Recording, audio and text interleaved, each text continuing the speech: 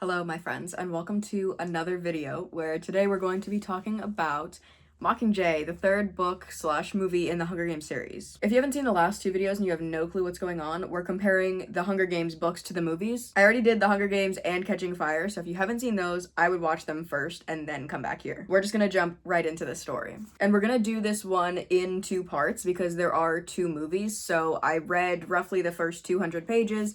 We're gonna get up to there, and that is where the first movie stops. And then we'll come back around and finish it up in the fourth and final video. But I will say, going into this, I was feeling pretty hopeful about things staying accurate to the book, just because there's so few pages for a whole movie. 180 pages transferred into a 2-hour movie seems like it should translate fairly similarly. But there are still some, at least to me, pretty big things that change, so we'll just talk about it. As always, this is just for good fun. Books and movies are two different mediums and they're gonna tell stories in different ways, so just because they're told in different ways doesn't necessarily mean the movie is worse or anything like that. We're just talking about it. So where we left in Mockingjay, both the book and the movie, they were in the Quarter Quell, the 75th Games. Beatty had this big plan to blow up the arena or something. He wasn't very clear and nobody could really follow the idea that he had, but Katniss saw at the last second what he was trying to do, and while everything is falling apart and they're in this final battle, Katniss shoots an arrow into the force field surrounding the arena, which blows the whole thing up. The whole arena comes crashing down, where Katniss and the other tributes are airlifted out of there. And then we find out that Katniss and Finnick were saved and taken by Plutarch and Haymitch, Plutarch being the head game maker, Haymitch, of course, being the District 12 mentor. And Katniss finds out that actually she's been involved in this bigger plan that they've been working on, where Haymitch and the head game maker and all of these people behind the scenes had been working to keep Katniss and Peeta alive because they realize how important Katniss could be to the rebellion cause, how influential she is and how much she could motivate people. So they put everything they had into trying to keep her alive. And she is feeling pretty betrayed by this because she's just another piece in somebody else's games. She thought she's acting on her own free will, and this whole time she's been working for this bigger thing that they've been doing. But on top of that, they saved her, they got Finnick out, but they weren't able to save Peeta, and he is now captured and taken in at the Capitol. So that's where Catching Fire left off. She's feeling betrayed by the people that she thought she could trust. She finds out that District 12 was bombed, and everybody that survived has now gone to find safety in District 13, which actually does exist despite everything that she's been taught. Mockingjay the book starts off with Katniss in District 12 looking at the rubble, the remains of what used to be her home. The entire district was bombed. Everything is turned to dust because District 12 was known for coal, so there's coal dust everywhere, and as soon as the Capitol started attacking, everything lit up. It's been about a month since the attack, and then since then, Katniss was obviously taken out of the games. She's been in the care of District 13, but she wanted to come see this place for herself, and they thought that it would be helpful for her to go to this place and to kind of understand that they're on the same team. Because at this point, again, she doesn't know who to trust, but she's staying with District 13 and they want to work with her. She needs to believe that she can trust them. Throughout all of this beginning of the story, she's very disoriented. She's very confused about what's real or not and what can be trusted or not, partly because of the concussion that Joanna gave her when she hit her in that final sequence, and also partly because everything has been flipped upside down. So she's trying to ground herself by thinking of the most simple, straightforward, true things, and then building out from there to things that make a little bit less sense. So starting off, I'm Katniss, I'm this age, I'm from this place, I was in the games, and then growing bigger and bigger until you get to things like Peeta was taken, District 13 still exists, there's this whole rebellion, I could be the face of it. All of those things that you can't even really comprehend. Gale, who is also in District 13, is watching her from above in a hovercraft just to make sure she's okay down there. He offers to maybe come down if she wants somebody to explore District 12 with, but she wants to do this alone. She wants to have time by herself to take it all in. As she's walking through the town, she is stepping over bodies of people that she grew up with, people that she's lived with,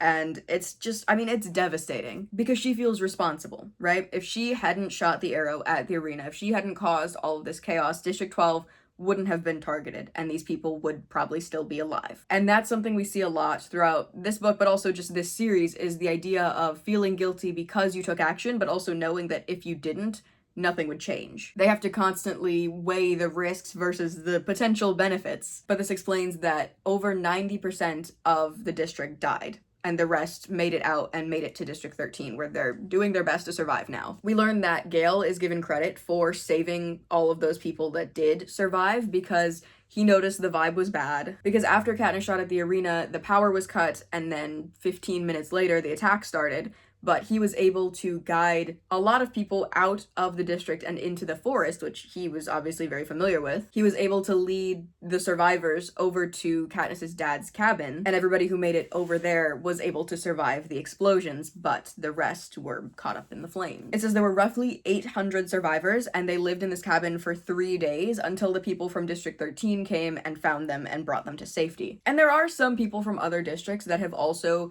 found safety and found a home in District 13. We never hear from Bonnie and Twill again, so it seems like maybe they didn't make it, but there's a guy from District 10 who's there, and he's talking to Katniss about how actually District 13 is looking forward to all of these new faces. They wanted to take everybody from District 12 or wherever else in because they had an epidemic that took out a lot of their population or made them largely infertile. And without all these new people coming in, they would probably end up dying out. And this guy from District 10, which is the livestock district, is saying, oh hey, they want to use us as like breeding material to keep their population alive. So yes, we're finding safety here, but also they're gonna use us to stay alive. And that's just a really unsettling concept that we never really come back to. But it's definitely interesting to think about all the layers of how the different people in power could be using the people under them. Because sure, everybody's running away and finding safety, but it could so easily be twisted against them as well. Katniss doesn't really care about this though. She's just thinking as long as everybody's here, they're safe, they're alive, who cares, right? Let them do what they want. If they need to use us for better population, have it. But anyways, she's walking through her old district, she's walking through everywhere that used to be familiar, stuff like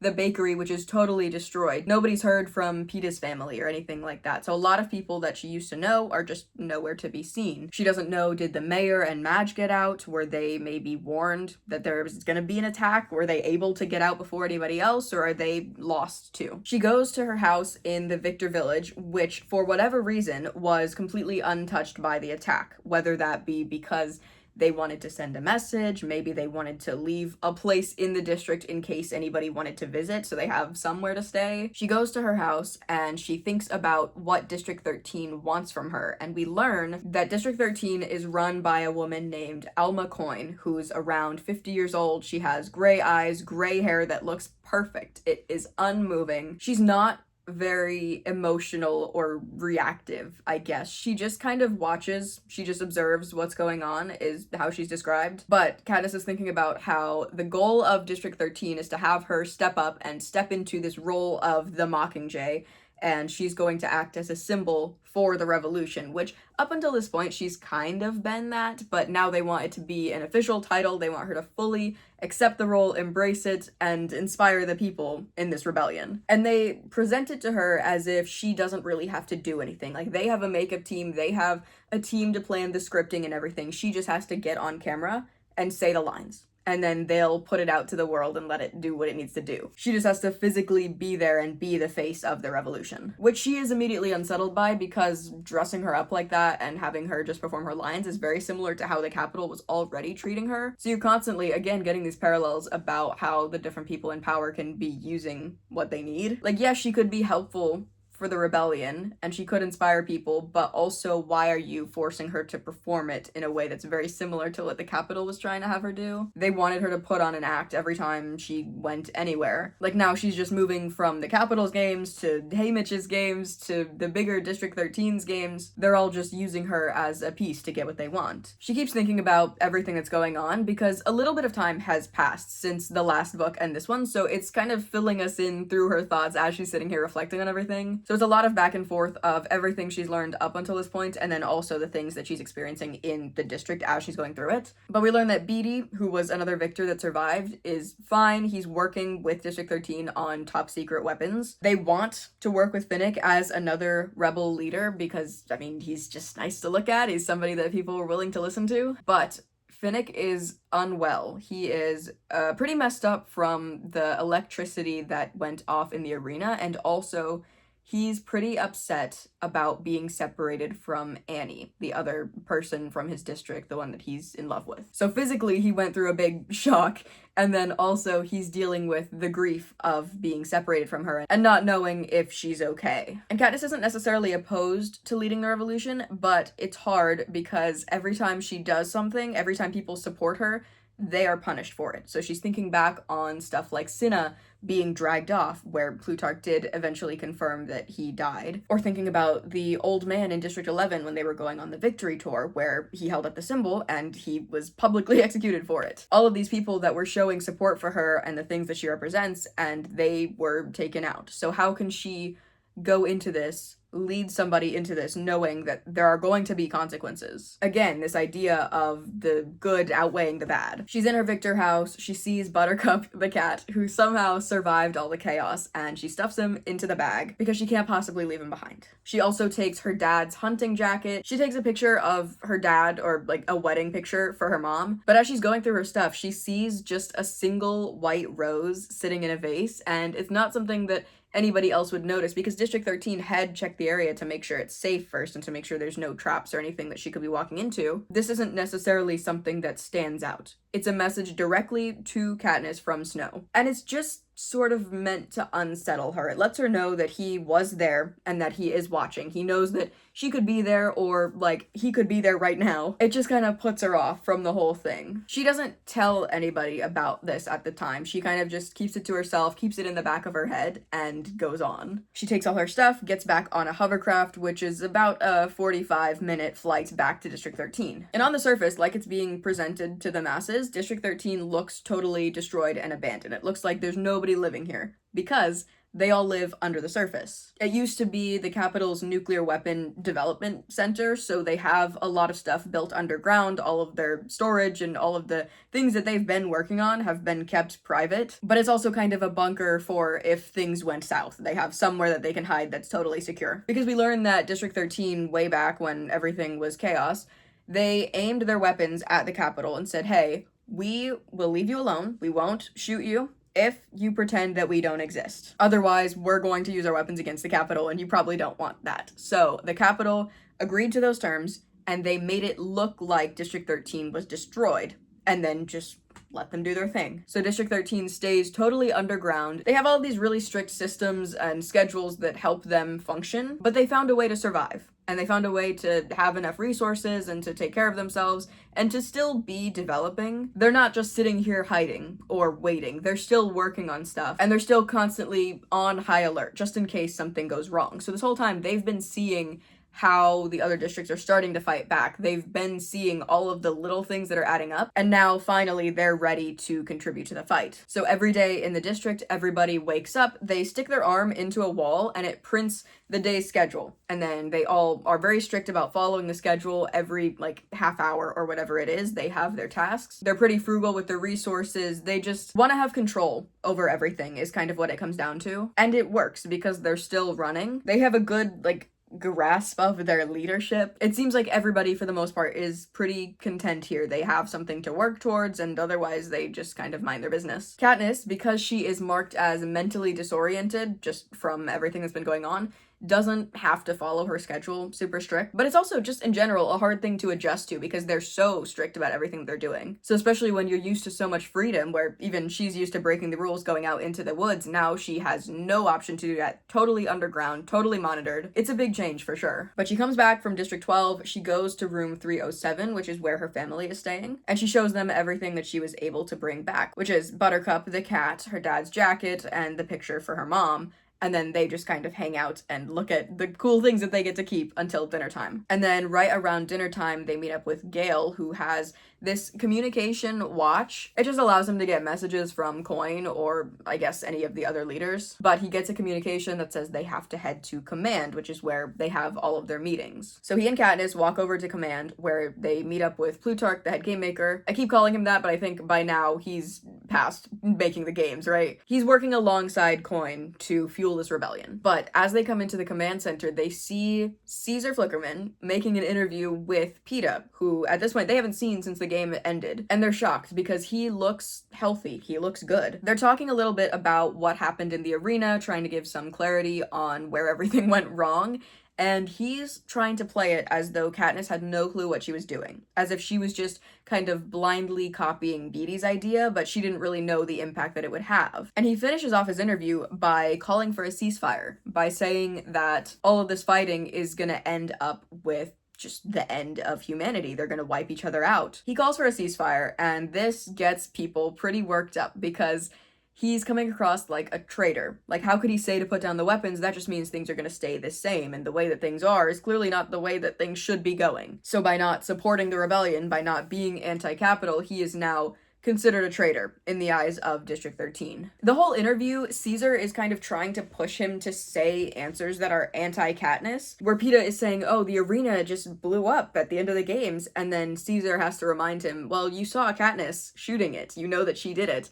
And he has to backtrack and say, well, no, she didn't know what she was doing. Or Caesar will say, oh, well, I wanted to ask you about this, but you seem too worked up. And then Peeta's like, no, I can talk about it. It just seems like he's trying to push him to say kind of controversial answers. Caesar asks if Peeta thinks that Haymitch could have been in on the plan, because sure, maybe Katniss doesn't know, but what if Haymitch did? And Peeta says that all he knows is that they shouldn't have trusted Haymitch, which is a similar thing to what Katniss is feeling, just because he was in on the plan and he didn't tell them. Haymitch, who is currently being forced into sobriety in District 13, because again, they're strict on their resources, they have zero tolerance for him doing that type of thing. So he's currently drying up somewhere. But the interview ends, everybody is calling Peeta a traitor for what he said, and Katniss walks out. Coin tries to yell at her to stop because she's not dismissed, but she doesn't listen, she doesn't care. She goes to find some closet and hides in it. And then Gale follows her with a bloody nose where he tried to stop the guard from going after her, who's punished for this by Coin taking away his communication cuff, which is supposed to be like a symbol of authority, but he honestly doesn't care that much. And they talk a little bit about Peeta's interview, why he might have been saying the things that he was saying,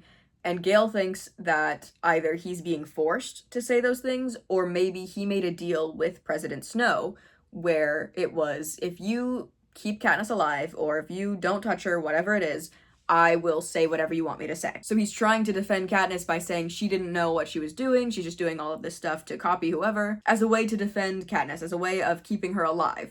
And in exchange, he's kind of being a traitor to the rebel cause. He's saying, oh yeah, we should do a ceasefire, we should stop fighting, which is inherently going to support the Capitol. But Katniss realizes that Peeta is still playing the game. Yes, the Hunger Games themselves might be over, but he's still in this game, and the goal is just to keep her alive. He's trying to play it so that she can just lay low and kind of get past all of this, and then the war will be over and she can carry on as usual. But while she's realizing this, Katniss is thinking about all of the people that have died for the cause, all of the people that have struggled to support the thing that she's supposed to be leading, and she realizes she absolutely cannot sit this one out. She is going to be the Mockingjay. Then that night, Katniss is sleeping in the room with her mom and her sister, but she has a lot of nightmares. She's tossing and turning a lot. She just cannot get to bed. She goes into the dresser, which everybody in District 13 wears uniform, gray shirt, gray pants, but she carries some personal items with her pretty much all the time. She has her Mockingjay pin. She has the locket that Peeta had brought into the last games that has the pictures of her family, the pearl that Peeta gave her right before everything went bad, and then the spile wrapped in a parachute. I don't know why I just counted like that. That was terrible. The thing that they used to get water from the last game, she also has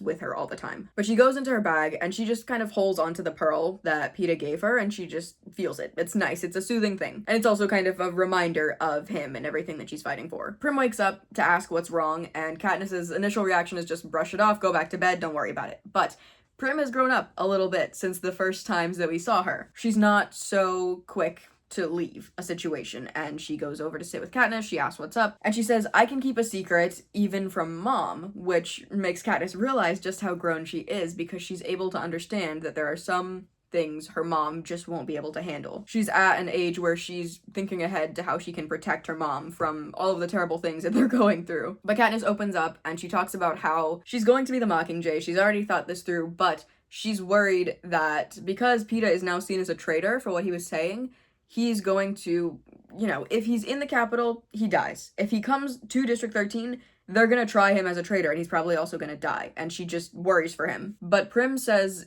you're important to this cause. You're kind of necessary for everything that they want to do, So you have the power to make any demands that you want. If you want PETA to be safe, just ask for it. They will do just about anything to get you on their side. So just ask. And Katniss takes that advice. They go over the logistics of it, where Prim is saying, how can you trust that they'll keep their promise?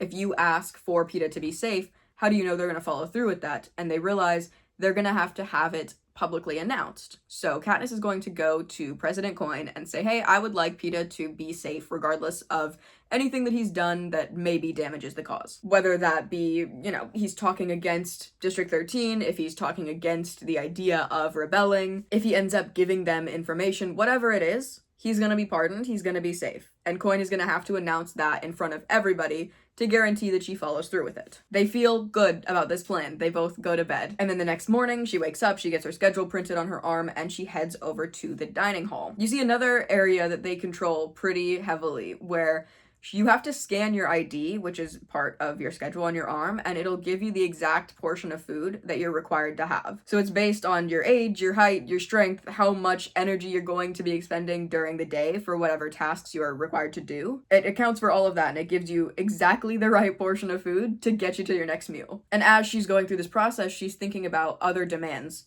and she doesn't necessarily want to hunt for food. She doesn't want that to be where she's getting her nutrition, but she's thinking she could add hunting to one of her demands if they give her a bit more freedom to go out into the world, because she just feels really confined in here. This isn't what she's used to. It's an excuse to go above ground, but it's also a familiar task that she's just been missing. And she also makes jokes about the cat with her family, because it's maybe not supposed to be there, but she could have a cat to her list of demands, and then they have to let her keep it. She goes to command to meet with Coin and Plutarch and whoever else. Gale isn't part of the schedule. He's not supposed to be there at this time, but he's kind of always tagging around wherever she goes. And she requests a pen and paper so that she can sit down, write down all her thoughts, get exactly what she wants out of this trade. And then she spends 20 minutes in silence sitting at this table trying to come up with any demands. So she comes up with a couple basic things. She wants the ability to hunt. She wants to be able to keep the cat. She wants immunity for PETA and for any of the other victors that were taken, and that immunity has to be announced publicly so that they follow through with it. She also wants Gale to be by her side for everything. And her last demand, she writes down without even really thinking about it. It's just in her bones. She needs this to happen. The last thing that she writes is, I kill Snow.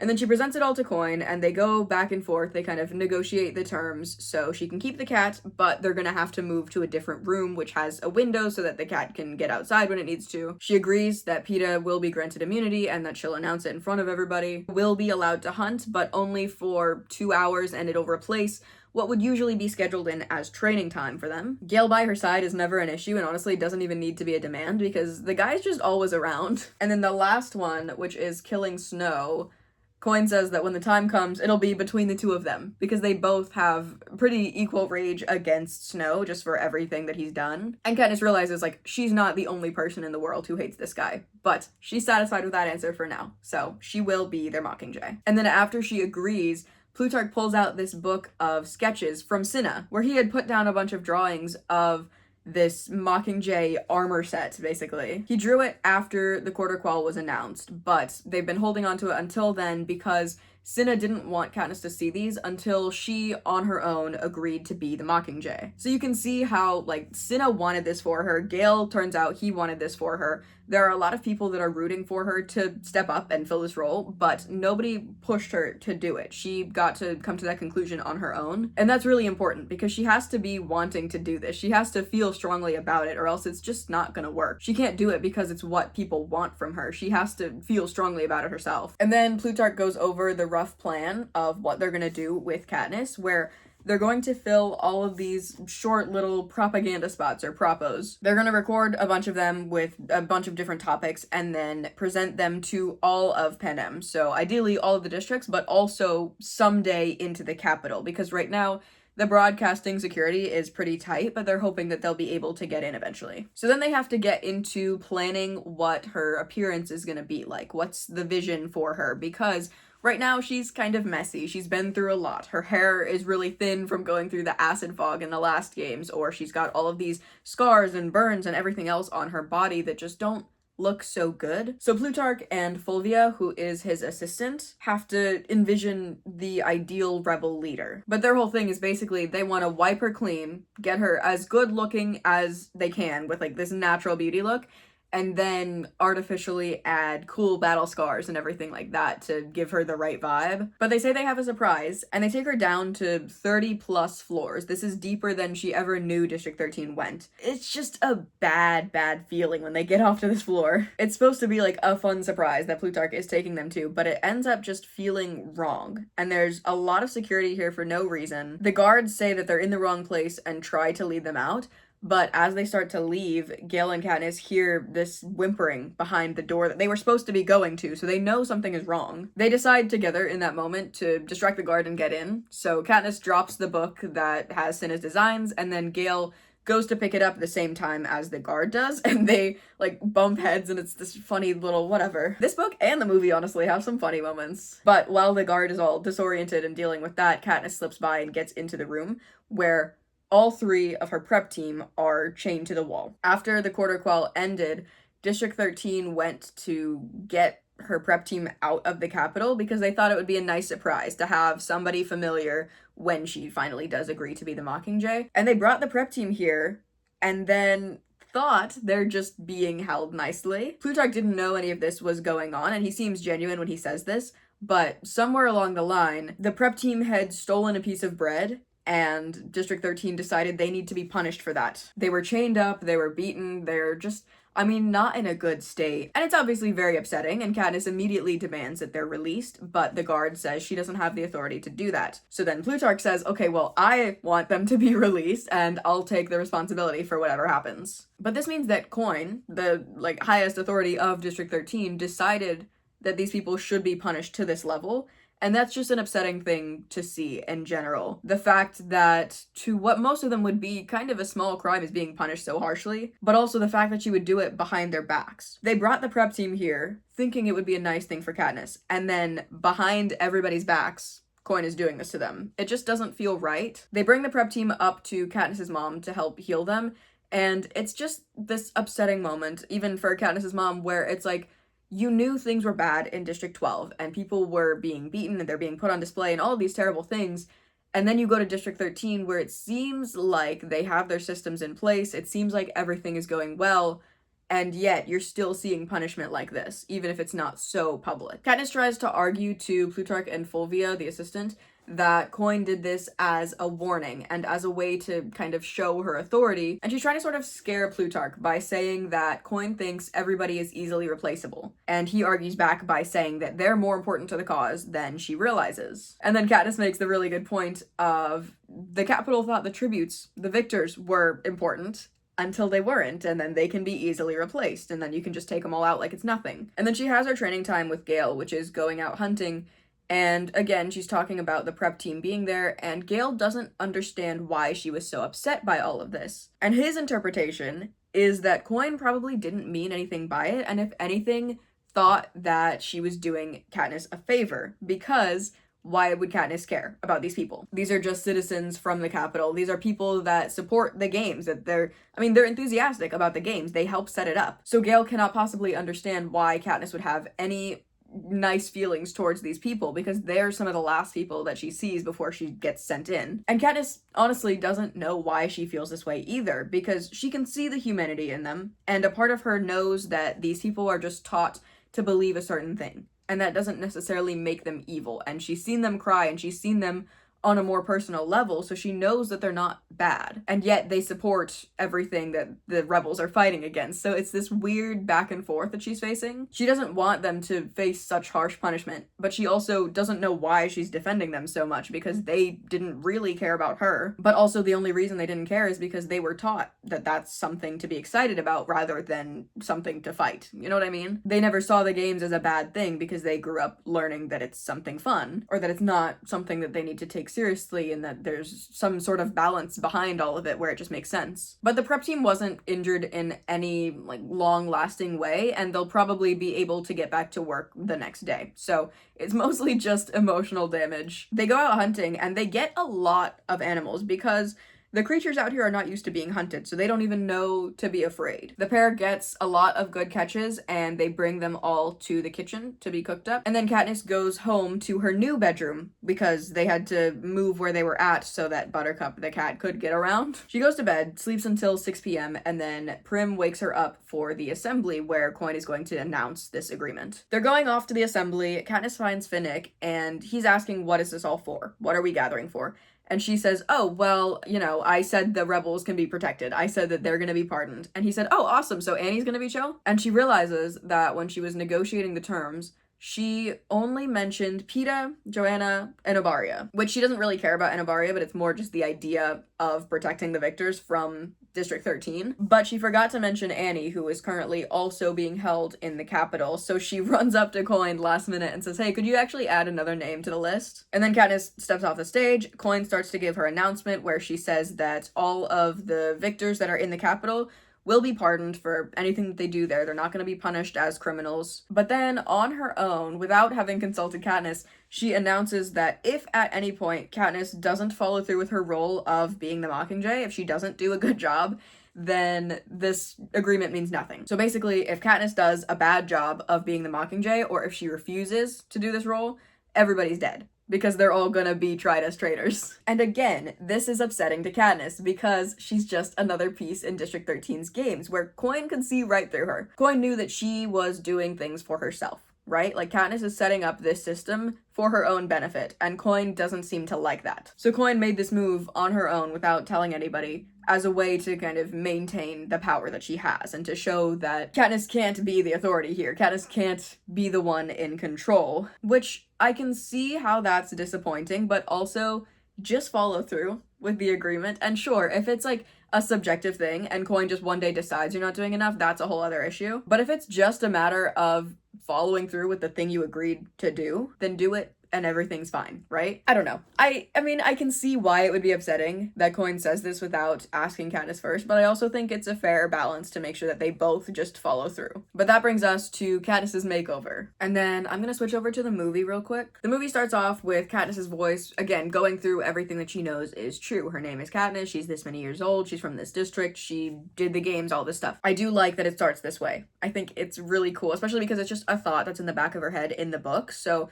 starting off where she's alone, she's just hiding somewhere trying to ground herself. It's a cool thing to see and a cool way to start this movie. She's hiding in like a service room, maintenance room, something. I don't know what to call it. But she had a nightmare. She's trying to calm herself down, and then the people that are working in District 13, I would assume, come in, say, you can't be here, and then sedate her and bring her back to wherever. This scene does feel kind of out of place because I don't know any context for it, but it's like the general idea is that she's freaking out a lot, she's trying to calm down, and things are pretty controlled. It's kind of the thing that I take away from this scene. And then she wakes up in a hospital bed holding the pearl, I would assume, that Peeta gave her from the games. If I had not read the book, I would have no clue what she's holding because it's metallic. If I'm imagining a pearl, I'm not thinking silver ball, but she does hold it in the book, and I would assume that's what it is here. And then she gets up and she goes to find Finnick, who in the book we'll see he's not having a good time throughout all of this because he's just worried for Annie and, you know, he's dealing with the physical effects of the games and everything, but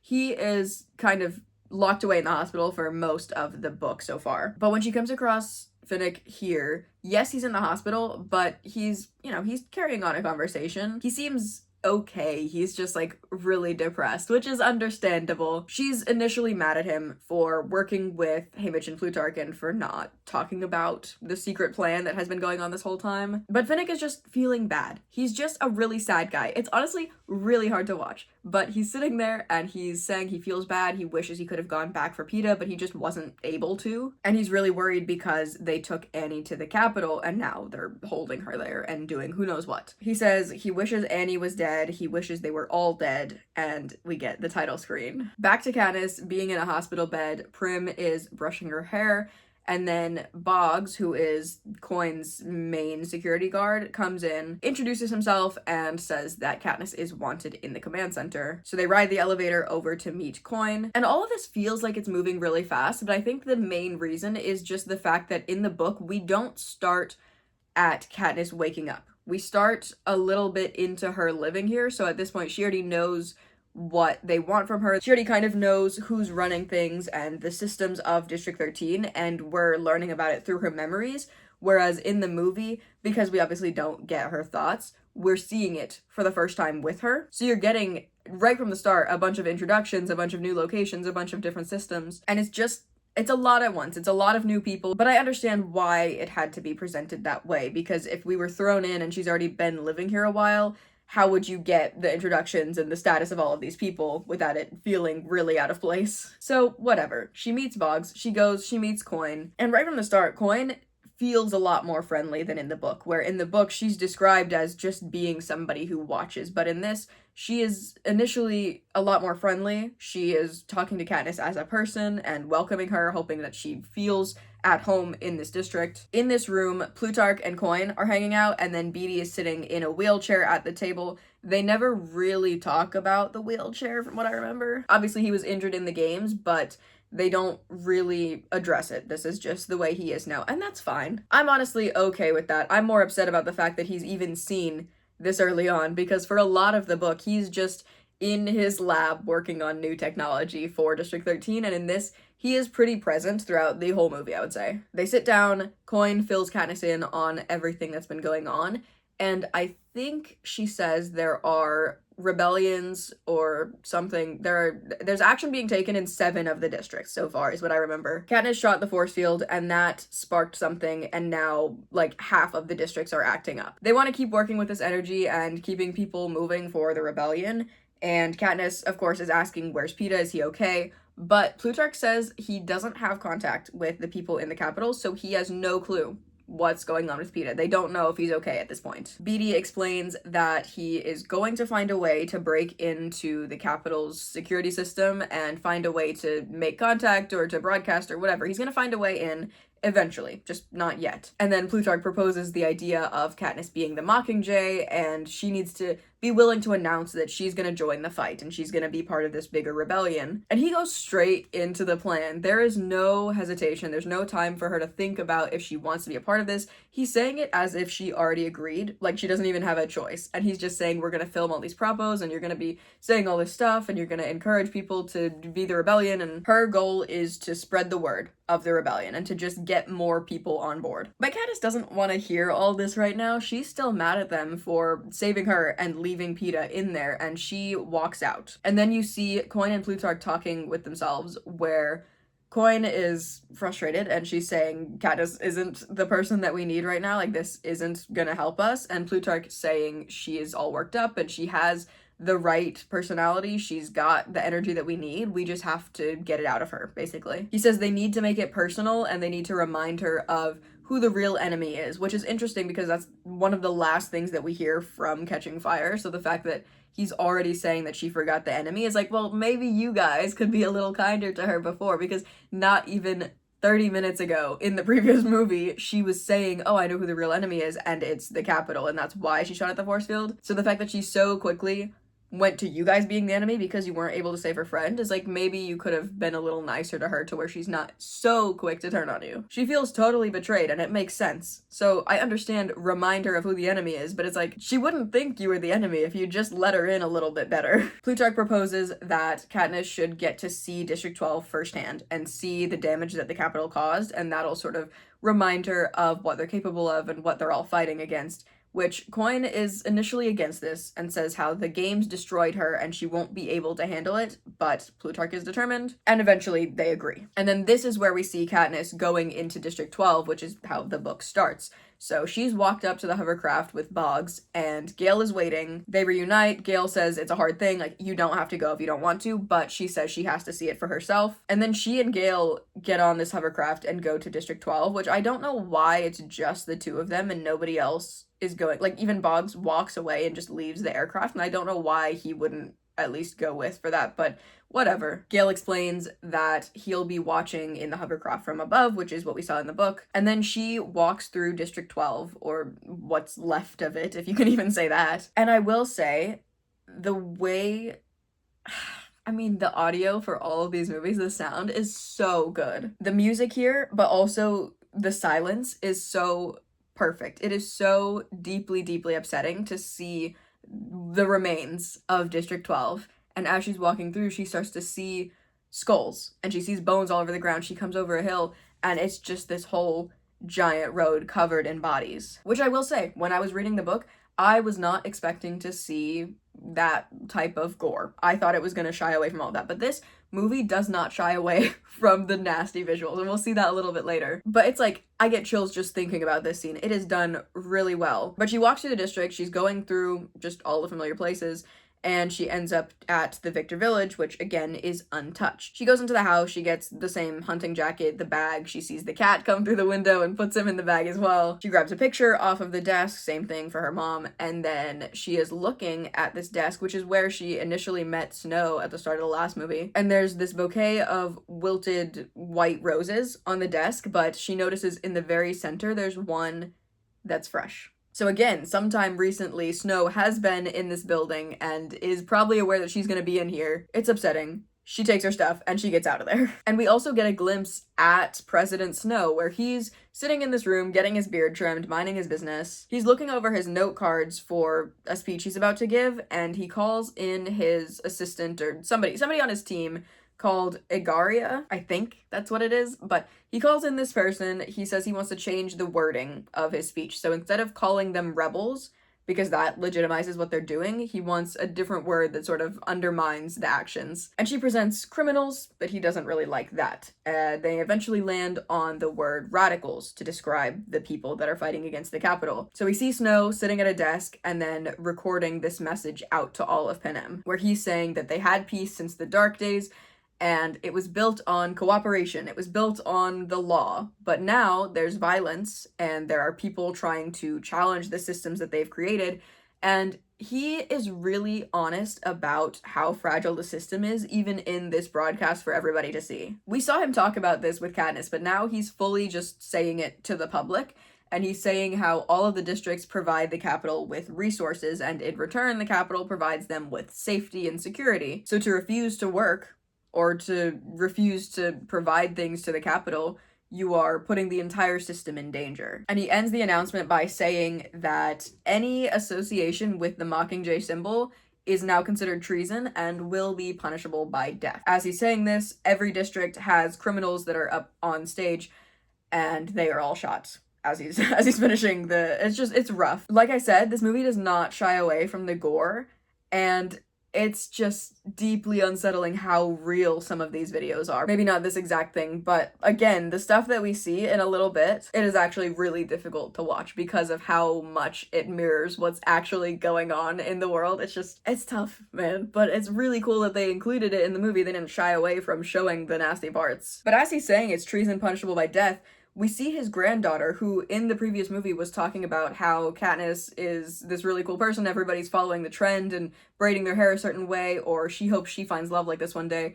You see her standing here in the room with Snow as he's saying this, and she has Katniss's braid. But it's interesting to me that Snow is so willing to admit the weakness of the Capitol, and to be so direct about the fact that if the districts decide to stop providing, then the system will fall apart. I feel like that's not something you want to say when things are looking so rocky, but do what you gotta do, I guess. Back in District 13, Katniss is with her mom and Prim. Again, she presents the cat and the picture frame and everything. Her mom mentions, oh, what are they gonna do if they see we have a cat or whatever, but that never really goes anywhere. I don't think they ever end up switching a room. It's like pretty chill that she brought the cat. It doesn't end up mattering a whole lot. Katniss and Gale are sitting in the dining hall where Gale is encouraging her to eat, but she isn't. And in the book, she ends up being hungry and taking seconds from him that he keeps offering. But in this, she's just not really eating at all. And then as they're all sitting in this dining hall, the interview with Caesar and Peeta plays. So instead of being in the command center and being surrounded by the authorities of District 13,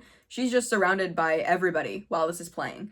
And she immediately gets up from her seat, gets up from her bench at the dining hall, and she walks up to the TV to watch it as close as she can, because she hasn't seen the guy since the game, so she's just wanting to get a closer look at Peeta. Again, he looks fine. And I will say the dialogue for a lot of this movie is spot on. It is word for word. I love it. He talks about how the games cost more than just your life, and how every time you murder an innocent person, that's something that, like, changes fundamentally who you are. Same exact conversation about how the lightning hit and then the arena exploded and Caesar jumping in to say, well, actually Katniss did that, and he's denying it. He gets pretty worked up and Caesar says, okay, well, I believe you. Let's move on. And he says he was going to ask about all of the unrest that's been going on, but Peeta seems too worked up. And Peeta says, no, I want to talk about it. I got that. He locks eyes with the camera and same exact thing. He's calling for a ceasefire. He says that the people are going to wipe themselves out. Again, I really love, for a lot of this, how accurate the dialogue is. Certain details change, yes, but I feel like the changes that are made, as we'll see, just make it make sense. They work better. It's really cool to see movie adaptations that actually work, especially for a series, and they all consistently make sense. Like, the changes just keep getting better. It's really cool to see. For example, this happening in the dining hall instead of in the command center, I feel like is a lot more impactful because you can see how the actual people in the district are reacting. In the book, you see how Coin or how Plutarch or whoever else, the people that are in that room are reacting, but in this, you're getting a real look at everybody in the dining hall, this whole group of people, and they're all getting worked up at the same time about Peeta being a traitor, calling him all of these things, and Katniss has to run out of the dining hall because she's deeply upset by this. She's obviously worried about him, but everybody else is now threatening him and saying that he shouldn't be cared for anymore because he's a traitor. She's off on her own. Gale goes to find her, and she's still holding the pearl. That's a consistent thing throughout this movie. They have the same conversation that they did in the book about how there can't be a ceasefire and how maybe the reason Peeta said this is because he has a deal with Snow to protect her and how it's all still the games. Again, coming to that realization that she has to step up to be the Mockingjay. Then Katniss is in bed. She has a nightmare and wakes up screaming. And when she looks at the doorway, Peeta comes running in and says he'll always be with her. And then she wakes up for real because that actually was also a nightmare, which is just sad. It's sad to see. But she wakes up from this nightmare, she can't sleep, and then Prim comes over into her bed to ask her what's wrong, says how she can keep a secret from their mom. And then Katniss goes on, talks about how she's gonna be the Mockingjay, she's worried about Peeta, all of the same stuff. I will say the conversation cuts a little bit short, where Prim does say, you're important, you can ask for anything you want. But then Katniss just says, oh, thanks, I should listen to you more, whatever. And then they go to bed, and that's the end of it. In the book, they do talk a little bit more about how Katniss is going to actually go about it, and they make a little bit more of a plan. But I can understand why it was cut short, because the idea is still the same. Prim offered this idea, and now Katniss is going to act on it. But I do like that in the book, Prim is a little bit more involved. And then that brings us to the next day, where Katniss is standing in front of Plutarch and Coin and saying, here are my conditions, I will be the Mockingjay, but you have to do these 3 things, and pulls out a paper that she already had written down. She already had these thoughts organized. The first one is Peeta, Joanna, and Annie will be rescued at the earliest opportunity. This is something that doesn't happen in the book, as far as I'm aware, asking for them to be rescued, which you'd think would be a request that she has, but I can't remember that being one of them. But also, obviously, she left Enobaria out of this one, and she included Annie without Finnick having to ask. Second condition, if/when Peeta is saved, he will be pardoned, same as the other victors, and that part is consistent with the book. Coin directly says no to this. She says, individuals don't get to make demands. You don't get to talk to me like this, basically. And Katniss gets all worked up and says, you will do this because otherwise I'm not gonna be Mockingjay, and that's just too bad for you. But then Plutarch points to her reaction and says, this is exactly the type of energy that we're looking for. This is who our Mockingjay is. It convinces Coin, and she agrees to the conditions,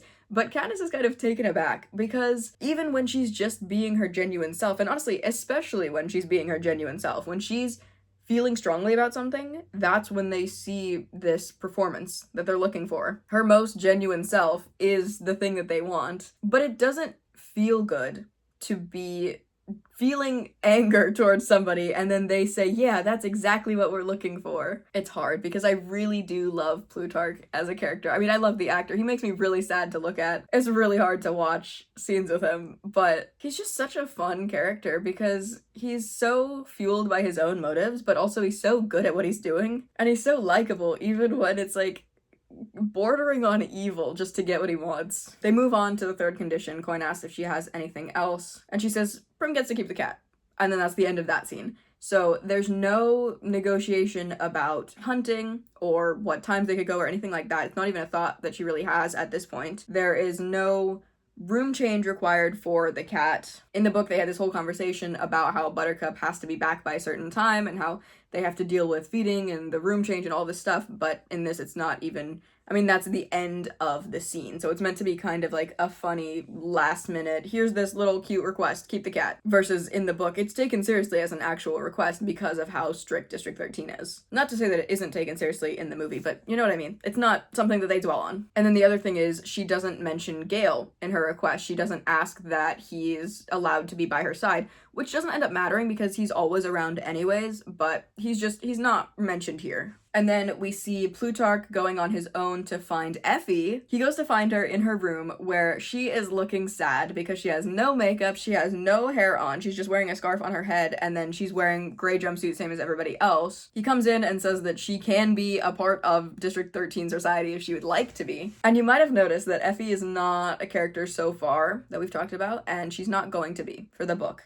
As far as I've read in the book, up to those 200 pages, she is not mentioned. She is not seen anywhere, which I don't know the source for this, but I saw a post saying that Suzanne Collins, the actual author of the book, wanted Effie to be in the movie, and she sort of fills that role of Plutarch's assistant. So instead of this other new character that you have to be introduced to, keep a character that people already love and that they're already familiar with. And again, I think it's a really smart change because it's just really nice to see her. She's a really awesome character. It's just so fun. Like, it's such a fun element that she brings to the entire movie. And it's also nice to see her and to have a familiar face here when everything is so different. Plutarch comes in, he says that Katniss is the Mockingjay but lost her spark, and he would like Effie to be kind of part of the team to bring her back to her former self. Effie says, well, why can't Haymitch do it? And Plutarch says that, again, he's off somewhere getting sober. She tries to say that aiding rebels isn't really her thing, but Plutarch argues back and says that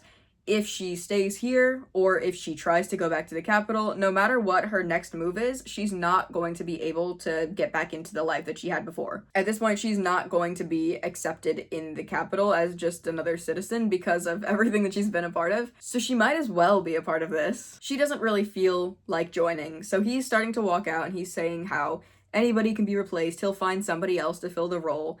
And then she gets worked up about that and says how nobody else in District 13 knows Katniss like she does, and nobody else is able to fill her spot.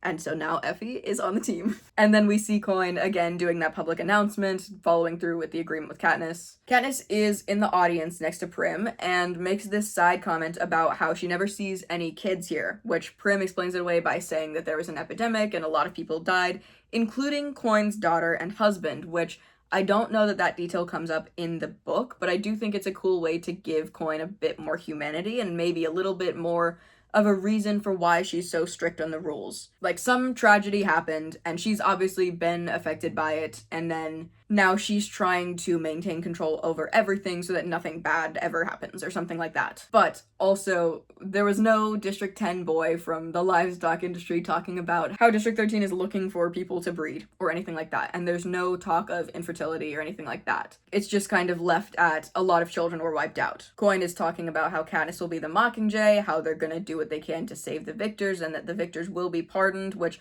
the crowd doesn't like. And while this is happening, Coin is about to announce the names of the people that they're going to try and rescue and then pardon, and Katniss sees Finnick over in the crowd, sneaks over to him, and then right before Coin says it, goes over to him and says, oh hey, also, I added Annie to the list of people that will be saved and pardoned. And then the second she says that to Finnick, Coin says it out loud. And then Finnick looks at Katniss and says, that's good. And it's a really sweet moment with him. Again, the poor guy's going through a lot. But I don't understand why Katniss went up to Finnick unless it's just to get him some screen time. Because, I mean, Coin said who's pardoned. It's not like it's a mystery of whether or not Annie was included. If you're gonna do this, I don't know why you didn't just have Finnick requesting Annie be added to the list earlier, like how it is in the book. It's nice that Katniss remembered Annie, but why is she then coming up to tell Finnick personally when that information is about to become public knowledge? Not that it's a bad thing, I just don't really understand what the point was. But then of course Coin still adds the condition that Katniss keeps up her role, all of that. The crowd disperses, and then Plutarch, who now has Effie with him, goes up to say hi to Coin and tries to advise her on the way that she speaks. And he gets into how she speaks in a way that's very concise and how the rebellion needs to be nurtured. And he's trying to say something without saying it here. While he's talking, Effie brings down her glasses and gives Coin the biggest up and down look of judgment. It's so funny. The general thing is, I mean, it seems like Plutarch is saying, fluff up your speech a little bit more. Don't be so just, here's the information, now go. But Coin seems to have attitude back. So it's like, sure, they're just sharing advice over how to approach the leadership of all of this, but it's also like you can tell that there's some conflict between Coin and Plutarch where they would run things in different ways. And it doesn't really matter now, but there's just a little bit of tension that you can feel. And then Katniss is in the dining hall and sees Effie sitting at a table. They have a really cute reunion. Again, I love that Effie's in this movie. It really does just bring a lightness that is so necessary to a story that's this dark. Katniss asks, what are you doing here? Effie says she's a political refugee and that they were both in the dark with the plan this whole time. Neither of them knew what Haymitch and everybody else was doing, but now here they are. And it's really fun to see her in this environment where the rules are so strict and she's complaining about stuff like her makeup and her hair and all of that, and just trying to stick to all of the schedule and everything else, because she's so used to capital life and she's so used to everything being over the top, and now she's in this environment that is such an opposite to everything that she knows, and it's really funny. She talks about her scarf and how old things can become new again, like democracy, and just throws that out there. But also, that is something that they talk about in the book. I don't remember exactly when, but they're talking about how the goal is to have a government that's run by people voting on who they want to represent them. And Katniss is saying that doesn't sound like it's possible. That doesn't sound like reality. That sounds like something from a story. And whoever she's talking to is saying that the stories are from history. There was a time where the system worked and maybe it can work again because what's happening right now is clearly not working. So it's just like, it's a funny throwaway line, but it also is something that comes up. But she says something else that can be new and pulls out Cinna's book of all the work for the Mockingjay outfit. Effie confirms that yes, Cinna is dead, how Plutarch promised to hold off on showing this until Katniss agreed on her own to be the Mockingjay. That idea is still very similar, even though obviously we're finding out through Effie now instead of Katniss having found out before. And Effie says there's not much of a prep team here, but they're gonna do what they can to make Katniss the best dressed rebel in history. Back to the book, we are at the makeover into the leader of the rebellion. The prep team had a day to recover from all the things that they went through. Who knows what that was? But they had a day to recover and to get back into the usual selves as best as they can. They don't have all the same makeup and hairstyle and all the stuff that they used to have, so they look as normal as they're gonna get. I mean, they still have green skin and like slight modifications, but it's the most toned down version of them that you get to see. Octavia, the one that stole bread, is still pretty scared to be there and scared to interact, and I think it's Vinia, the other stylist, has to say, hey, Katniss isn't gonna hurt us. Katniss has never been an issue for us. Like, we're okay here. We're safe now. They start off by doing just a base makeover, get her to level 0, and then build up from there. So they try and focus on this natural beauty, and then from there, they'll elaborate on anything that they need to, or if they need to add certain details, whatever it is, depending on what Plutarch and the team want for Katniss and the vision that they have for all of these propaganda videos. And they get an idea of what they want for her, but the big issue that they have is on her arm, she has a massive scar from where Joanna cut out the tracker during the game.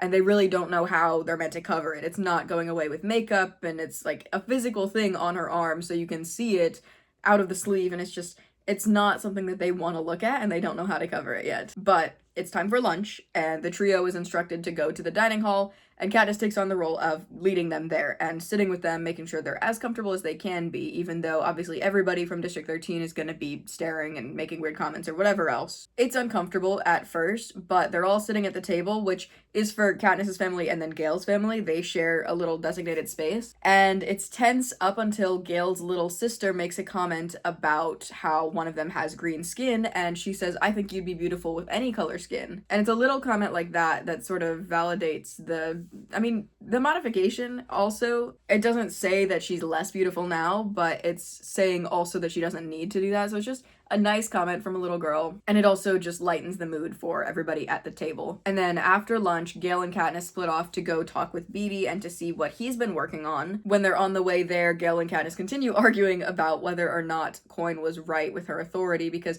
I mean, it's I don't know, they have very different approaches to how they would lead everything, kind of similar to how we see Plutarch and Coin running things in different ways. They feel very strongly about how they would run things if they had the opportunity. Gale thinks Coin is being fair, and Katniss argues that Coin is just unable to handle anybody that challenges her, and she had to get back at Katniss for trying to make demands. But they head down to the special defense level, which is where Beetee has been working this entire time, and they find him sitting in a wheelchair in this room that's a perfect replica of a meadow. So he's sitting here in this little piece of nature so far underground, and he's just admiring the plants, and he's sitting with hummingbirds, and he's just having as good of a time as he can. They go in to join him, and he asks if Katniss has ever tried to hunt one of those birds.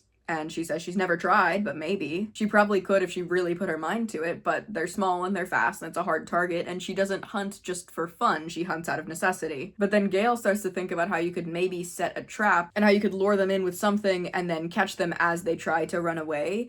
And Beetee says how it's smart to prey on their natural instinct to flee danger. And that stuck in my head because I fear that's going to be a strategy that Gale uses later, and I don't want to think about that. I don't remember if it matters, but I didn't like that approach. Beetee goes to show what he's been working on and presents Katniss with a new bow, and it's this nice black bow. She picks it up and it feels like it's moving. It feels alive in her hands. And he confirms that it actually kind of is alive in a sense, and it is voice controlled, so she can activate or deactivate it just by speaking to it. And then Beetee also says that as somebody who's keeping track of Katniss and who's keeping her safe, Gale will have a regular gun, but it's fun to play around with these things that he's been making, so Gale can also try them out if he wants to. And he shows off these color-coded arrows that he made, where one of them is just a regular arrow, one of them can set fire to what it hits, and the other is explosive. So the two of them explore these new bows and all the different options, and then they head back up to the prep team where Katniss finishes getting ready. They wrap a fake bloody bandage around her arm to cover up where the real scar is, because at least that's nice to look at, is kind of the idea. And then they pin her Mockingjay right over her heart. And it says they spend hours on this set trying to make sure every detail is perfect, trying to make sure that she looks good, that the background looks good, that everything about it is gonna be just right. While they're getting ready, Finnick is sitting there watching, and he makes this joke that says they'll either want to kill you, kiss you, or be you.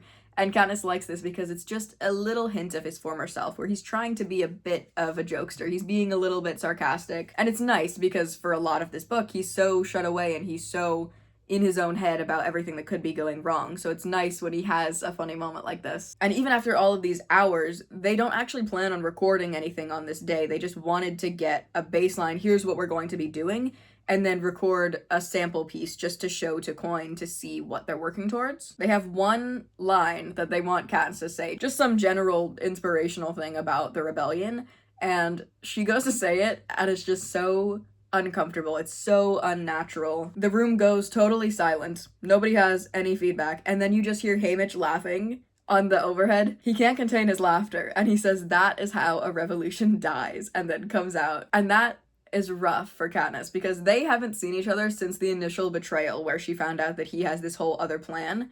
And now here he is, still behind the scenes, still controlling so much of what she's doing, and he didn't, like, make it known that he's there at all. She's just now finding out as he's laughing at her for it. But also, he's absolutely right to say that this is a bad performance. This just isn't how she functions at all. This isn't what gets good work out of her. So he's totally right, but you don't want to admit that because he's been so ugh. They start over on a new day with the same goal, just to get some good video for this. And Haymitch sits everybody down in command, not just the leaders, but also kind of random people. He has Beetee, he has Finnick, he has the person that was cooking for them in District 12 that is now living here, he has the random guy from District 10 that was giving the livestock theory. He's gathered all of these random people, and he sits them down to say that the video they recorded isn't gonna cut it. And they watch it together, and they all can agree on that. It's just not convincing. It's not gonna work for what they want. So Haymitch asks them all and says, what's a time where Katniss moved you? And not because of somebody else, and not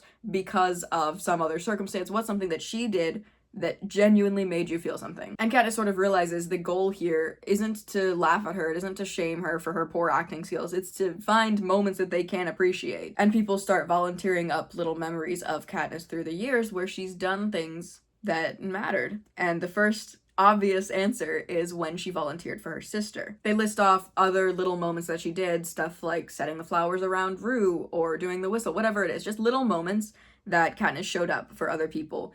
And what they come to realize is that these moments are unscripted. These are times where Katniss is just being herself and doing what she feels is right in the moment. That's when you feel something for it. She's not good at acting, and that's something they established very early on in the first book before they even did interviews for the first games. She has never been good at pretending to be something else. So every time they try to force that on her, it's just not convincing. And the moments that matter are the ones where she's doing it authentically. So Haymitch says they should just throw her into combat and just record and see what comes out of it. And Plutarch adds on by saying that they can write off the baby that Peeta had made up in the previous games by saying that it just didn't work out. The baby didn't make it, and it got lost in the whole arena exploding. Coin isn't super enthusiastic about this plan, but Katniss says she wants to do it.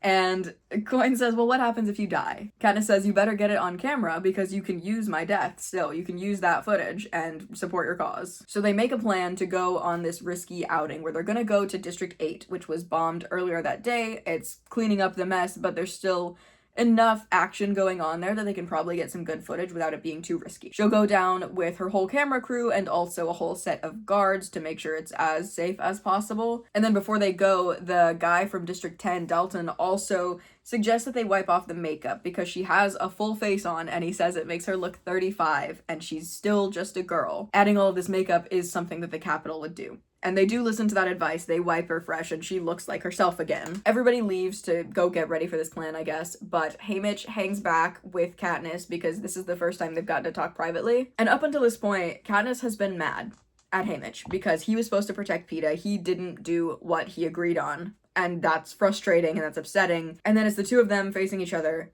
and there's no anger, it's just sadness. It's just the two of them being heartbroken that somebody they care about is now in a bad situation because they couldn't do enough. And they both acknowledge that the other person could have done more and didn't, and then they move on. At the end of the day, they agree they're still in the games. Haymitch is still gonna be a mentor. They're still gonna do what they can to get Peeta out of this alive. So the agreement is still on, and they're just gonna do their best to get through this. Beetee helps to get Katniss into the armor that Cinna had made, and it's nice black armor. It has a helmet that can be pushed back into a hood when you don't need it. It comes with a vest, a white earpiece so that she can talk to Haymitch and anybody else that's up in the air, a mask hooked to the belt in case of a gas attack. There's all of these different things that can be used throughout the battle, no matter what goes wrong. And then it also comes with a sheath of arrows, which is divided into 3 different sections for the different types of attacks. So regular arrows, fire arrows, and then explosive. They're all getting ready to go, and Finnick shows up wearing his hospital gown, and he's upset that he doesn't get to go with, but he's obviously in no state to be going out into something like this, and Katniss finds a way to distract him by saying, oh, well, Beetee made a trident for you if you want to go check that out. And that distracts Finnick enough. He gets excited and he runs away. Because while they were all getting their bows earlier, Beetee said, whenever you see Finnick, let him know I've got something for him. So now he gets to go play with his new toy. As he's going, he is only wearing his hospital gown, so Katniss says, hey, maybe you should put on some pants. And then instead of doing that, he takes off the whole gown, so he's just in his underwear and makes a pose. And again, it's just these little moments where this character is being really funny. He runs off. Katniss and Boggs, the security guy, are going their way. And at this point, Katniss didn't really know how to feel about Boggs, but he starts to be a pretty chill guy. He laughs about Finnick doing that whole show, and then while they're on the elevator to where they're going, they talk about how District 13 could have helped and didn't. How they had the resources and they had the weapons to maybe defend the districts, and instead they've been staying quiet this whole time. But Boggs breaks it down and says, well, if we had attacked, there would have been nothing left, because if everybody just goes full nuclear war, you're gonna wipe out all of humanity. You can't just do that. She argues back to say that that's exactly what Peeta has called for. A total ceasefire, because otherwise they're gonna all blow each other up. And people thought that he was a traitor for doing that. But Boggs argues back and says that there's a difference between a total ceasefire, which is what Pete is calling for, and still preparing and still putting the work in to find a way to break the system. You can avoid total destruction, but still plan some way for things to change. Everybody gets on the aircraft, they all have their gray jumpsuits on, and they get ready to go to District 8. And while they're riding, Plutarch describes the state of the world right now, where all of the districts except for District 2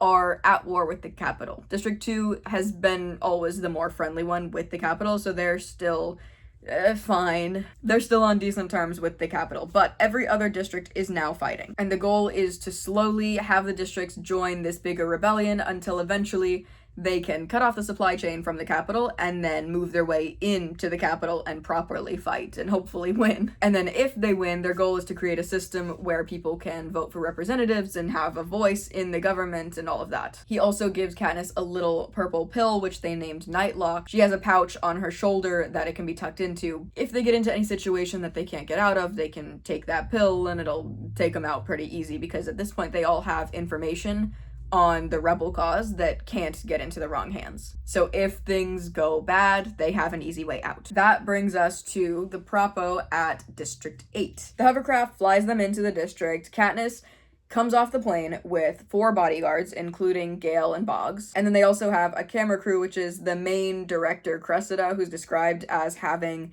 half her head shaved and a vine tattoo, her assistant that has a lot of piercings everywhere, and then 2 other guys that are acting as the cameramen. And then a second hovercraft comes down with extra medical supplies that are immediately taken into the District 8 hospital, which is cool that they're offering what support they can through their resources. And Katniss is caught off guard because when she heard that there's explosions and she heard that there's a bombing going on, she was expecting to walk into a district that is rubble, like what she saw. She wasn't expecting to see so many bodies and so many moving parts, but instead they're here and she's gonna have to face the hospital full of very recent victims, which is just not an easy thing to do. She tries to back out. She doesn't feel like she can do it or that she'll be very helpful, but her team is supporting her. Boggs says she's got it. She's gonna be good here. As they're walking in, they pass these rows of bodies, and the leader of District 8, I think it's Commander Paler, is describing how they do have a big gravesite where they put all these bodies, but they don't have the manpower to move them right now, so they just have this lineup of bodies in front of the hospital. And then as they're getting inside, Gale asks her, "Do you think it's a good idea to have all of your wounded here?" And she responds by saying, "If you have a better idea, let me know, but the only other option is to let them die." And Katniss hears this question and interprets it as, why would you put all the sick in one place? Now if there's an infection, it's going to spread so much easier. They get into the actual hospital, and it is not a nice place. There are flies, and there's lots of body fluids, and there's not enough airflow, and it smells bad, the air is thick, it's nasty. It's a rough place to be. And they start walking through, the injured start to notice Katniss, and they start to feel joy. Despite the circumstances, despite how terrible things are, they see Katniss and they feel inspired because she's here, she's alive. They didn't even know that after the games, but she's maybe willing to fight. And she makes the rounds through the entire hospital. She's shaking hands, she's saying hi to people. She's not making any meaningful connections in her head, at least. She's just showing her face and just connecting with them on the most basic level, but to these people it means the world. It's giving them hope. And it's making her feel powerful because she's understanding how much just her being there matters. And then as they're leaving the hospital, Boggs gets notified that there is more planes coming in. There's going to be another bombing, so they have to run for shelter. He goes to pull up her hood, gives her her helmet, and then they run off. As they're running, capital planes start to fly over District 8, and Boggs uses his body to cover Katniss when they fall down to make sure that she's safe from the initial attack, and then when it's safe to do so, they keep running. They get notified by Haymitch in the earpiece that more attacks are coming. They have about 45 seconds before the next strike, and they have to get somewhere safe. And also they have to keep it undercover that Katniss is in this district, because as of right now, they don't think that Snow knows where she is. So while they're running, they're trying to keep it a secret that she's there as best as they can, but also everybody is running in a circle around Katniss. They're all keeping pace with her so that she can't get attacked on any sides. And then when the next round comes down, Gale jumps in front of Katniss and tries to shield her with his body. So everybody is taking this really seriously. They're all so willing to throw themselves into danger if it means keeping her safe, because she matters so much to the cause. But then as they're running, they realize that the attack, if Snow doesn't know that they're there, it's not for them. And at the same time, Katniss and Gale realize that the planes are targeting the hospital instead. Plutarch and Haymitch on the headset both try to say not to worry about it, it's not your problem, there's nothing you can do, but Katniss and Gale can't just stand by as something like that happens. So Katniss pulls out her earpiece, she's not gonna listen to Haymitch anymore, and then they hear returning fire. They hear machine guns from the ground, which means that somewhere in District 8, the people are finding a way to fight. So she finds the nearest ladder and starts climbing, which is what she's so good at, and then Gale encourages her to keep running and also kicks Boggs in the face as he starts to climb so that they can get away. They get up to the top of a building where the commander of District 8 is running the whole machine gun thing. She asks if they've ever used the machines, and they say they'd rather use their cool new arrows. And then the commander says they're expecting 3 more rounds of planes to fly over and to be prepared to fight. So Katniss and Gale start off set up with the fire arrows, but when they shoot at the planes, it just doesn't do enough damage, and they switch to explosives. And they do end up taking down a plane or two. Then after the attack, Katniss again runs past her camera crew and tries to go to the hospital, but the roof caved in, there's nothing that she can do, and that hopelessness is solidified when Gale doesn't even try to get into the hospital. And the idea is that a miner isn't going to give up until there's absolutely no chance that they can save anybody. And Gale just doesn't even try. All of those people that she just saw, all of the people she just met, all the people that felt so hopeful because she was there. And it's not even because Katniss was in the district. It's not like she was there and because of that, they're all getting attacked. It's just an attack for no reason, just because the hospital is there. This is the reason that Gale was worried about all of them being gathered in one place, because it's an easy target. She doesn't understand why they would attack something like this. Why would you attack a bunch of helpless people that are all, completely unable to fight back? These are people that are injured, that are suffering. And Gale explains that it would scare other people from looking for help, and that Snow saw all of them as expendable. All of these people are injured. They're not gonna do any good if they were to go to the capital side, so Snow just doesn't care what happens to them. And it's little things like that that make Katniss realize all of the years of Gale questioning the capital or saying how he wishes things would be different. She had brushed it aside, and she said, it doesn't matter what we want, it doesn't matter what we think, because we're never gonna have the power to change it. Now she's realizing how much it matters that he's been seeing things this way, because he's able to understand the enemy a lot better. Cressida comes up to Katniss and says that Snow had aired the hospital bombing for everybody to see as a message to the rebels. And she asks if Katniss would like to send a message of her own. And at this point, they turn the cameras on. Katniss turns around and speaks directly to the people against a ceasefire. She says, we can't do it because look at what the Capitol is doing to us. She gives this really big speech, and it's really cool. And it ends with looking at one of the Capitol planes that they had shot down. The camera pans over to it. You see the Capitol's logo on the plane. And she says, fire is catching, and if we burn, you burn with us. They shut off the cameras, the message is over, they're gonna go edit it and then broadcast it. And after all that, her adrenaline has worn off, and she's starting to feel all the pain in her body, because while the explosions are going off, she's been hit by little pieces of stuff flying around. So she's all worn out. She's done all that she can do here, and Boggs picks her up and carries her to the aircraft. She wakes up in her mom's care, and her mom is worried for her because she didn't even know that they had plans to be doing this. And Katniss says, oh, don't worry, I'll have them clear it next time with you. But her mom says, nobody clears anything with me. And it's just really sad because, especially with that conversation you saw earlier where Prim and Katniss are talking about how the mom shouldn't know everything, how there's some secrets to keep from her.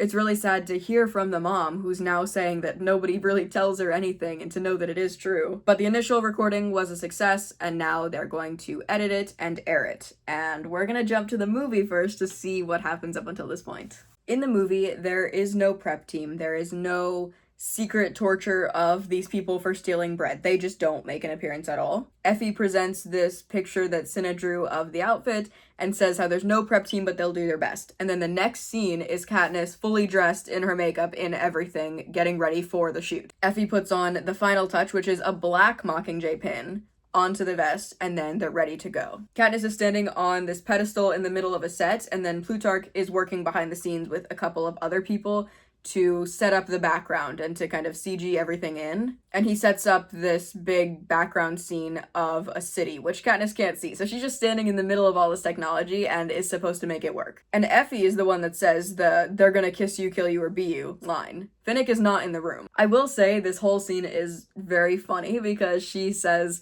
her line and it's awkward, and he's asking over the intercom, does she even know her line, and yelling at her about all this stuff because it's just not coming across as authentic in the slightest, and it's so out of place. The first two movies are so set in nature and they're so focused on the hardships that are going on, and to then have this scene where it just looks like a set, it feels like they had pulled it out of just filming a regular movie and threw it in here. And I mean, it's perfect. It's exactly what it's supposed to be. It feels so unnatural for these characters. Like, Katniss is so out of her element here, and it's so painfully obvious. And I will say, I don't like the idea that Plutarch is the one who wanted it to be on a set, because especially after he's telling Coin about how much potential Katniss has, and he's trying to say how authentic she can be, I don't think it makes sense for him to be the one setting up all of this and then expecting her to put on a show, because he would know her better than that. In the book, it made a little bit more sense if somebody like Fulvia were to propose this, because she doesn't know Katniss that well, she only knows how to put on the performance, but whatever. This scene ends the same way. Haymitch starts slow clapping and then walks out to say that this is how the revolution dies. But their interaction carries on a little bit more, where she just stares at him. She has nothing to say. So he says, "Oh, is this how you greet an old friend?" And then she says maybe she doesn't recognize him sober. And it's just these little jabs at each other. And then we cut back to command, where everybody is sitting around the table watching the video that they made. And it's a fine video, but you don't really feel anything from watching it. The same scene plays out after, where Haymitch sits everybody down to talk about the video. They watch it over, nobody has any notes, and they agree they need to figure something else out. This group isn't as random as it is in the book. There's no random District 13 person, there's no random District 12 person. It's just all the people that we've been seeing. So Gale, Plutarch, Coin, all the ones that have been involved up until this point. Of course, with the addition of Effie, who actually exists in this version of the story. So Haymitch asks what's a time where Katniss moved you, and Effie is the one who first brings up, oh, when she volunteered for her sister, and then when she did this. They only have a couple of examples rather than everybody offering something up, but the idea is the same. There's also a cute little interaction between Haymitch and Effie, where Haymitch says that he likes Effie without all the makeup, and she says she likes him sober. And it's just funny, and it's cute. And again, there's these little funny moments that I really appreciate, because otherwise this would be so unbearably sad and difficult to watch. But they go through everything. Again, they decide that they're gonna have to throw her out into combat. Boggs is the one, instead of the guy from District 10, that says that she looks 35. Coin doesn't like the idea of throwing somebody untrained into battle, but then Katniss says that she wants to do it, and if she dies, get it on film. So that plays out pretty much the same. It's just cut down a little bit because there are less people. And then Gale and Katniss go with Beetee to look at new weapons. Beetee is really a part of the story the whole time, whereas in the book, he's locked away doing his private work for most of it. But in this version, he's very much present throughout all of their conversations. So the three of them are looking at the new weapons. He tells Gale that if he's part of the team, he might as well have something that looks cool too. Gale tries out this crossbow with fire arrows, and then Katniss gets her black bow and tries to test it out with explosive arrows, but Beetee says maybe don't do that in here. And he also does mention that Finnick has a trident waiting. Then Katniss and Boggs are walking, going to the aircraft that's going to take them, and they're just walking through all of this storage of missiles and other weapons, where again Katniss has this conversation of, if you had all the resources, why didn't you step up sooner? Why haven't you guys been helping us? And Boggs says, well, it's because we didn't want to blow everything up forever. And then Katniss again brings up how Peeta is doing the same thing. He suggested the same thing, and everybody's calling him a traitor. But in this version, Boggs doesn't have a response for that. In the book, he did still try to justify why they held off, but in the movie, he just stays quiet and then says, okay, we'll go here now. And it's a small difference, but it does matter, because in the book, District 13 feels a bit more justified for why they stayed silent for so long. In the movie, you get a lot less context about District 13 as a whole, just how they exist this way, how they got away with living here for so long. You don't really get to know their history as much. And then also to have something like this where they can't even really defend themselves against what Katniss is accusing them of. It's a small detail, but it does kind of change how you view District 13. And then Boggs walks Katniss and Gale up to the ship, where Plutarch is up there with the camera crew and introduces everybody. Cressida is the same. Shaved head, vines on the side of the head. I think that's awesome. I think that's just right. The other person that's on the team has a lot of piercings, which I honestly completely forgot about, but very cool. And then the other two people, the camera crew, Castor and Pollux, they are meant to look very similar, like identical red beards and just similar build. They don't look as similar in the movie as what I would picture, but the two of them are introduced. Pollux doesn't say anything. And then Katniss immediately sits down next to Pollux as they're getting ready to take off and starts to ask him all of these questions about, like, oh, did you guys escape from the Capitol or what? And Cressida cuts her off to say don't expect much conversation out of him because he's an AVOX. And in the book, it was never something that they said out loud, but Katniss noticed when she first met him the way that his mouth was set and recognized him as being an Avox without anybody needing to say anything. But as they're all talking, it also looks like in the background, Castor and Pollux are signing to each other, so they do communicate, just not with words. Katniss asks if Plutarch and District 13 helped to get all of them out of the capital, but Cressida says that actually they all escaped on their own and they all did it to support the cause and to support Katniss. Not necessarily a good feeling because it means if anything goes wrong, it's also because of her. And then they land in District 8, they meet Paler, they walk into the hospital past all the dead bodies. Same conversation with Gale about, do you think it's a good idea if all of these people are here? When they get to the actual hospital, Katniss turns to Cressida and says, hey, don't film me in here, I can't help these people. And she says, well, just go in there, show your face, you'll do great. And then immediately gets the cameras rolling. And this is the part that I was not expecting to see. I did not think it would be so graphic, but it does not shy away from showing you exactly how the conditions are. And unfortunately, these conditions are all too real. It's like you see this and you know that it's a real thing that so many people are going through right now. So it's very difficult to watch. I shouldn't be able to watch this movie and then pull up the news and see almost identical clips. And unfortunately, that's the reality that we live in. So it's rough, but the building is chaos. There's people crammed in everywhere. There are various levels of injured. It's just a bad place to be. And Katniss is walking through. She's not really acknowledging anybody. She's just taking it all in. But then people start to notice her and they start to quiet down and they all end up standing in a circle around her, just looking. And then a couple people call out and they start asking questions. Are you really Katniss? We thought you died. Are you here to fight with us? Somebody asks what happened to the baby and they haven't really discussed this privately. So Katniss in the moment just says, I lost it, and leaves it at that. But there is no personal highs to everybody. There's no hand holding, no pulling, nobody tries to get close to her. It's enough to see her and then she can leave the hospital and that's the full interaction. But before she does, they all around her hold up the 3-finger symbol. And it's a cool moment, but it's so wildly different from how it's portrayed in the book, where she went in there and she actually did interact on a personal level with so many people rather than just being admired by everybody. Regardless, the idea is the same. She showed up, she showed her face, and it inspired people. Except, unfortunately, we see Snow and 2 of his advisors, and they are watching a video of Katniss and the team going into this hospital. So they had eyes in District 8. They know she's in here. And this is wildly different from the book, where they're assuming that Snow has no idea. And whether or not he does, that's it's always a possibility that in the book Snow knew and that's why he sent a second attack in. But I think it's a lot cooler of a story if you assume that he didn't know and it was just his plan to do that. Because in this, Snow sees Katniss on the ground and the people around him are saying, oh, well, maybe we can go and attack Katniss. And he says, no, attack the hospital. And his advisors question that and they're like, are you sure you want to be doing all of that? But he says that their new policy is anybody who has any association to the Mockingjay symbol, it's all treason. So they are all to be punished with death. And she's wearing her Mockingjay symbol on this uniform. So everybody that was in the hospital is now associated with the Mockingjay. This attack is a lot more personal than in the book. He specifically says, show them what it costs to be friends with Katniss Everdeen. So he's doing this not to take out the weak and not because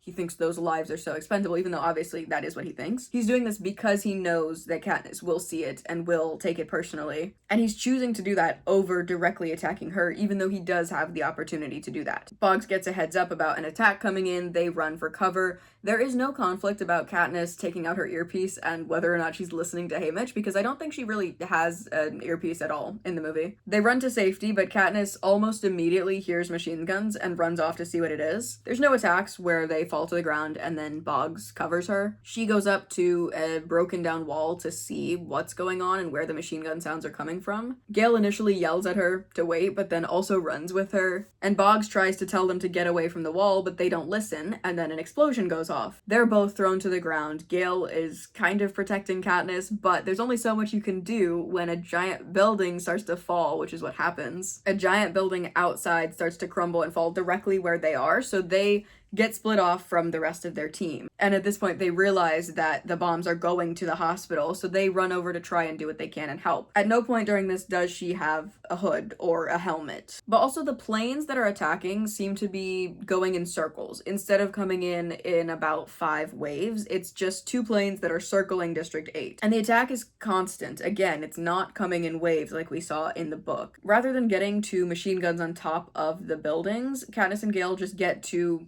a high point and they can see where the machine guns are off in the distance. They don't get over to them. They don't have anybody else with them leading the attack. It's just the 2 of them deciding to fight on their own. Gale has his crossbow, she has her bow and arrow, and they both aim together and shoot down the 2 planes that are circling, which are those the only 2 planes that were part of this attack? I don't know if there were more waves that had already left, or I don't know what's up with all of that. It looks like there were 2 planes, and as soon as they shot them down, the attack was over. Which then makes me wonder, were all of those machine guns so terrible at taking down the planes, then what's even the point? Because at that point, everything, like all the bombs had already been dropped. But also maybe I just wasn't paying enough attention to what was actually going on here. It's kind of a chaotic part of the movie. But they see the hospital burning, they run over to try and check on it, and instead of Katniss admitting that there's nothing they can do, she does initially try and beg people to go in and help. She tries to run towards the hospital and they have to hold her back and say, like, there's nothing we can do. And then Cressida turns on the camera and tries to refocus Katniss and have her record something in this moment based on how she's really feeling. The message does come across pretty much the same, just the idea of how they can't have a ceasefire because all of this is happening. She has the 2 camera guys, one on either side, so she starts by facing Cressida, and I think it's Pollux, and having the start of the message, and then halfway through she turns around to the guy behind her and starts talking to him, which to me means that the camera guy that she was just speaking to and Cressida would be directly behind her in the frame, like visible in the video, because she's pointing to the plane behind her and saying, oh, if we burn, you burn with us and all this stuff, and it's like they're standing directly in front of the plane. Not that it really matters, but it feels weird to have them be directly across from each other because they'd be in each other's shots. But maybe they were just at the right angle or something and just weren't in it. I don't know. They record the message, it goes well, and then they fly back home to watch. In the book, they get back from District 8, and Katniss is pretty worried about how her team is going to react just because she went so far out of what they were comfortable with her doing. District 13 sent her out here thinking that they could kind of control the situation to get videos without putting her in danger, and then here she is just running off and escaping her team. But when she gets to command to go see the video and to talk about everything that happened, the camera crew specifically is really happy for her and just thinks she's really cool for having done that. And Katniss realizes that in the same way that she was brave enough to just run out and do what she felt would be beneficial,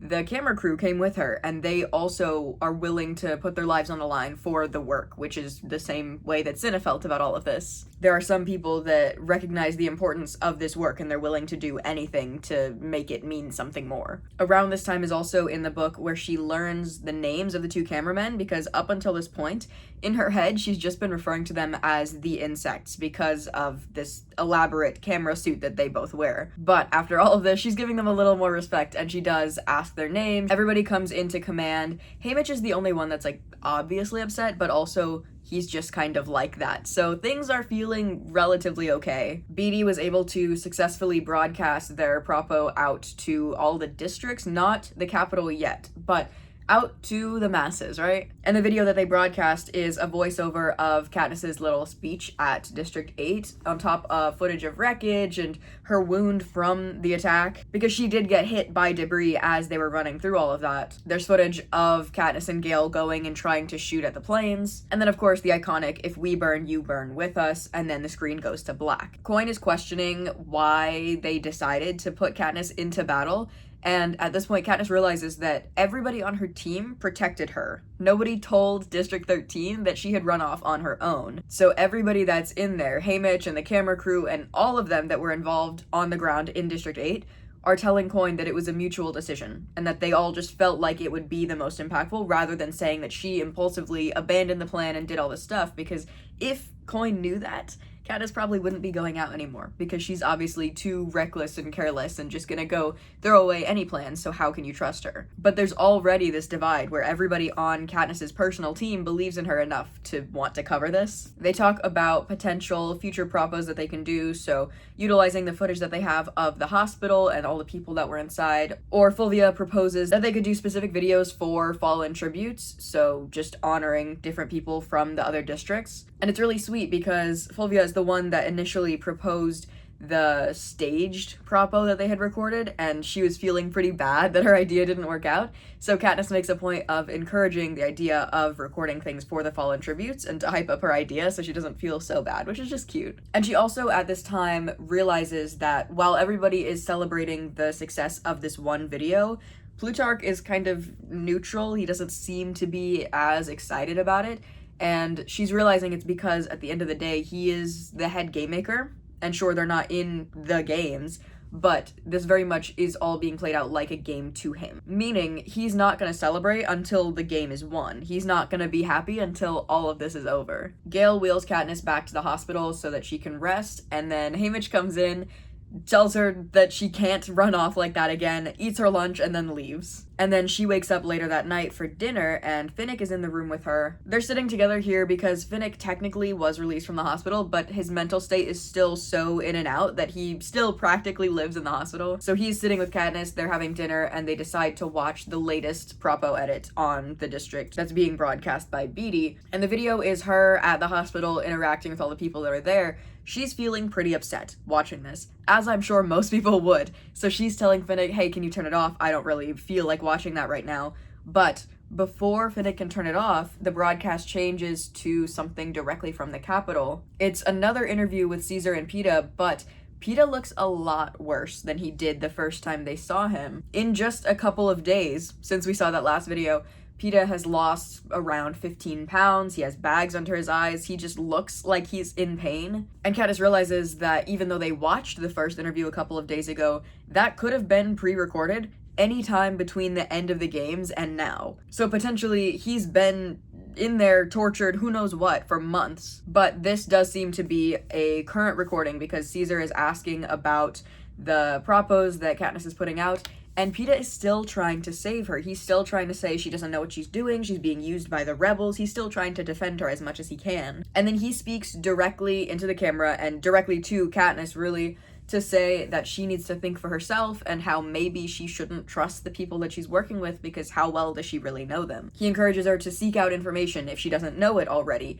And she kind of had her doubts at this point about who to trust in District 13, but also she knows that they're working towards something good, so she's been working with them this whole time. It's just that there's a lot of behind the scenes stuff that she's maybe not so involved in. She starts to stress out a little bit because she knows that Plutarch or Coin or somebody else, whoever saw this interview, is probably going to start running in to the hospital room to try and do damage control and try to say, oh no, don't listen to him, you should trust us, all this stuff. But Finnick turns the TV off and says, hey, let's just pretend we didn't see it. Let's just act like nothing happened. So they don't say anything. They don't mention this video that they watched. And then the next morning, Katniss is released from the hospital, and still nobody is bringing up this broadcast. Despite the fact that, according to their story, she wouldn't have known that it happened. So you'd think somebody would be updating her on it, and they just aren't. Gale is working with Beatty on some side project, so Katniss takes Finnick hunting. And again, it's just the two of them knowing about this broadcast. Nobody else has brought it up to either of them. That night, Gale is walking her to bed, and again, nothing, even though at this point he should be fully aware of the fact that a broadcast went out, and he should be believing that she doesn't know about it, so why would he be withholding the information? She goes as far as to ask, what's up, what's been going on, and he still doesn't update her. But also throughout all of this, she's thinking about the broadcast that she did see, even if other people aren't willing to acknowledge it, and she's thinking about how by choosing to be the Mockingjay, by choosing to be a face for the rebellion, she is actively causing harm to Peeta, because the longer she's doing this, the worse his conditions are going to be. He's actively being used against her. And every time he lies to try and protect her, he's getting punished for it. So she knows that she's working towards something good, but also everything she does is gonna become something bad for him. She wakes up the next day and sees that Gale got his communication cuff back. So somewhere along the line, he got on good terms with Coin again. He had his communication cuff in the beginning of the book, and then he lost it when he kicked the guard in the face when Katniss was running away from the meeting. But now he has it back. So, for whatever reason, Coin decided to trust him again. And then Katniss just straight up confronts him and asks about, why didn't you tell me this? And his excuse is that everyone was worried that she's just too unwell, too unstable, and that it would be upsetting or sickening if she saw the broadcast. Which, true, but also don't withhold such important information. Katniss feels betrayed because it seems like everybody is choosing loyalty to Coin over her. They're all choosing to keep the secret because of this bigger idea that she can't handle it, rather than just trusting her and keeping open communication, which is kind of the only thing that she's wanted this whole time. The whole idea of everybody playing games with her life, all she wants is to be in on what's happening, and they can't do that even now. And it also goes along with what Peeta was saying, where he's on this broadcast saying, don't trust these people, you don't know all the information. And now here they are not giving all the information. Like, it just makes them look so much worse. But it's a new day. They have to record new propaganda, so they head to District 12. While they're on the way, Plutarch is talking about how effective their videos have already been with convincing the districts to be part of the rebellion, and he's saying how District 3 and District 11 are more organized and the rebels are able to take over. They also did start to follow through on making videos about fallen tributes, and they've been using Finnick as a spokesperson, which is effective. It makes you feel something because Finnick knew a lot of them personally. So a lot of these videos are coming straight from somebody who did know these people really well. Katniss and Gale and the camera crew and everybody goes to District 12. Haymitch stays behind. He says he can't face it without a bottle, which honestly, fair enough. They get to their old home and the crew kind of lets Katniss just sit and be sad in her feelings for a while, but they start asking Gale more personal questions and they start to dig into how he was able to save some of the districts, like what his thought process was, and Gale ends up walking with the camera crew down the path that he took the people that were able to survive the attack. So he leads them down the big main pathway and out into the forest and out to the cabin that Katniss's dad had, which Katniss feels like it's a little too personal. Not only to be recording, like, the bodies of the people that she used to know, but also recording this cabin in the woods, which for so long was her little secret. Like, her and her dad had this private place out in the woods, and now it's being broadcast out to everywhere. They stop at the cabin for lunch, where Gale and Katniss are talking about how the last time they sat in this house, they were debating whether or not they could run away from everything.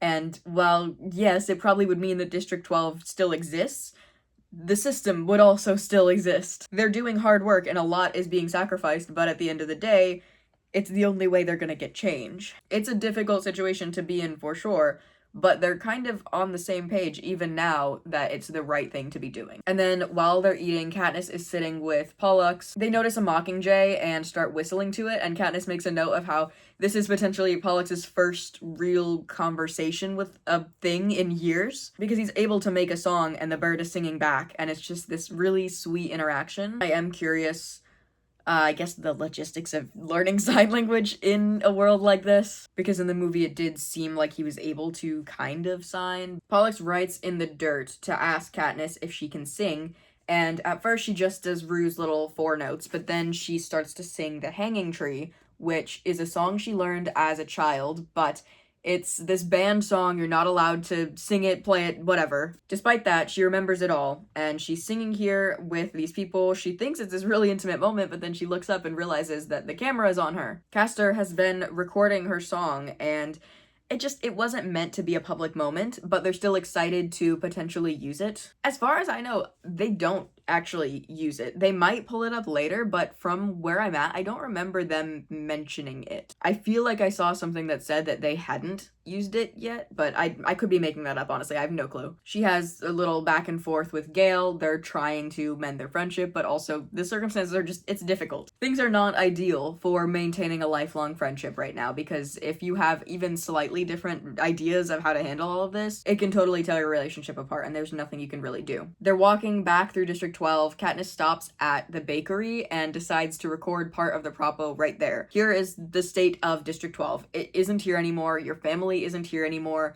There's nothing we can do. Like, the world that we know is gone. She says he's calling for a ceasefire, but there's nobody to hear him. And then as they're just reflecting on all of this, Cressida is also asking if they have any scars, and Gale starts to show off his whip scars all along his back, which Katniss has to excuse herself. She steps away and goes back to her house to see if there's anything else she can grab for her mom. She does remember the white rose that was there at the start of the book when she goes to visit, but she's too scared to go into the room and to check if it's still in there, because if it is in there, that means it's real. But if it's not in there, then maybe somebody has been here even since then, and they could be there whenever, right? They could be here right now. So she just doesn't even want to consider the possibility and leaves it alone. Katniss is, at this point, I would say pretty depressed. She goes to bed without dinner, she wakes up, she's not following her schedule, she goes to breakfast-ish, but then ends up just sleeping in a supply closet somewhere. She wakes up for dinner again, this time Boggs, the bodyguard guy,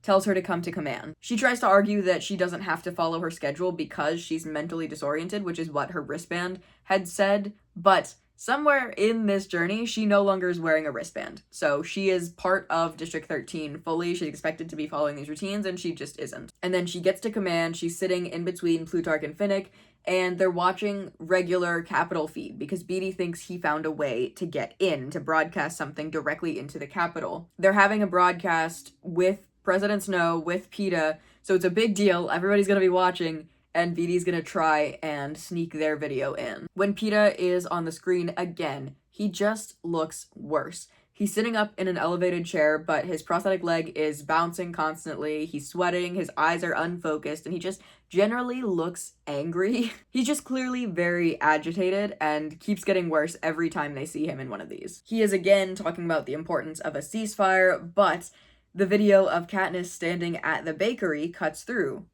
and Peeta's able to see it. The rest of the broadcast cuts between the regular Capitol feed and Peeta trying to say a message, and then video from Beetee of Katniss in District 12, and the whole video that they made of District 12. And it's constantly going back and forth, but it seems like Beetee knew he wouldn't be able to keep up a steady stream, so he's picking and choosing the most impactful clips. President Snow cuts the broadcast short, and he explains it as the rebels trying to hide the truth, and asks if Peeta has any words for Katniss directly. Peeta says how nobody is safe, not the Capitol, not the districts, not her in 13. And then he gets this crazed look in his eyes, and he says, "Dead by morning." Snow demands the end of the broadcast, and before it can be fully cut, Beetee is showing clips of Katniss standing in front of the hospital, and then what you can see of the Capitol broadcast is the camera has fallen on its side, but you hear the sounds of violence, and then you just see blood splattering